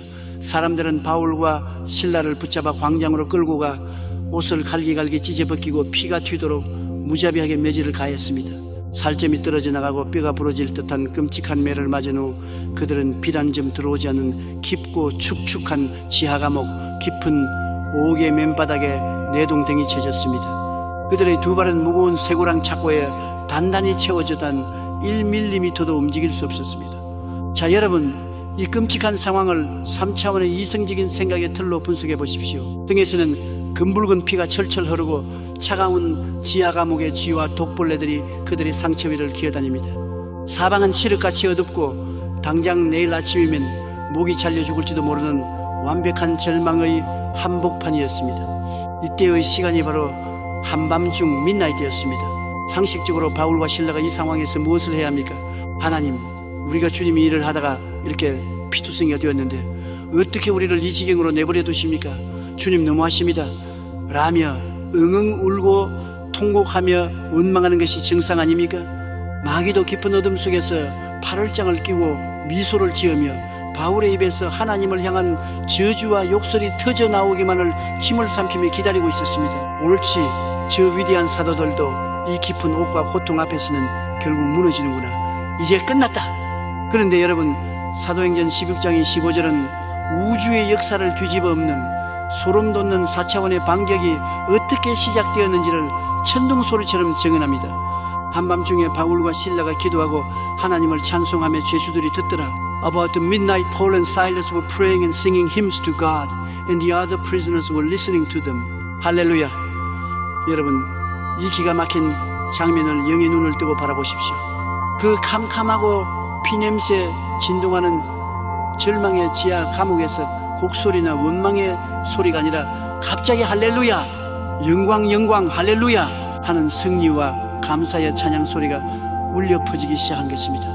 바울과 신라는 3차원의 환경을 바라보지 않았습니다. 그들은 피투성이가 된 자신의 육신을 보지 않았고 쇠고랑을 보지 않았고 캄캄한 어둠을 보지 않았습니다. 그들은 이 깊은 감옥의 천장을 뚫고 우주 저놈의 영광의 보좌에 앉아 계신 만왕의 왕 예수 그리스도를 4차원의 눈으로 똑똑히 바라본 것입니다. 마귀야, 네가 내 육신을 때리고 내 발에 쇠사슬을 채웠느냐? 그러나 너는 결코 내 영혼의 기쁨과 구원의 감격은 빼앗아갈 수 없다. 하나님, 이 고난을 통해 예수 그리스도의 흔적을 내 몸에 가지게 하시니 감사합니다. 이 환난이 장차 올 영광과 좋게 비교할 수 없음을 믿고 찬양합니다. 바울과 실라의 그 입술에서 터져나온 한밤중의 찬양은 단순한 노래가 아니었습니다. 그것은 절망의 환경을 정면으로 짓밟아버리는 무서운 영적 선전포고였으며 마귀의 심장부를 향해 날아가는 핵미사일이었습니다. 이해할 수 없는 고난 속에서 터져나오는 절대 감사와 찬양, 이것은 4차원 영성의 최고봉입니다. 일이 잘 풀릴 때, 돈을 많이 벌었을 때 감사하고 찬양하는 것은 예수 안 믿는 세상 사람들도 다 할 수 있습니다.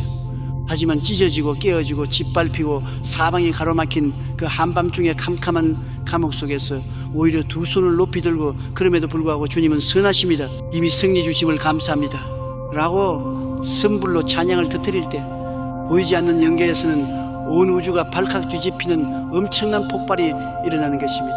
여러분, 바울과 실라가 찬양할 때 어떤 일이 벌어졌습니까? 그들이 옥토에서 찬양의 폭탄을 터뜨리자 그 찬양의 주파수가 하늘 보좌에 다 하나님의 마음을 격동시켰습니다.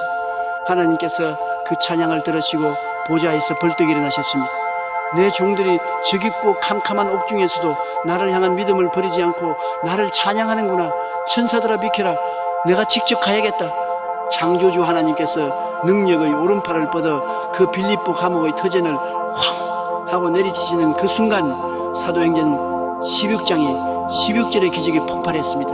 이에 갑자기 큰 지진이 나서 옥토가 움직이고 문이 곧 다 열리며 모든 사람의 매인 것이 다 벗어진지라. 할렐루야. 찬양이 하늘에 닿는 순간 3차원의 물리법칙이 박살나버렸습니다.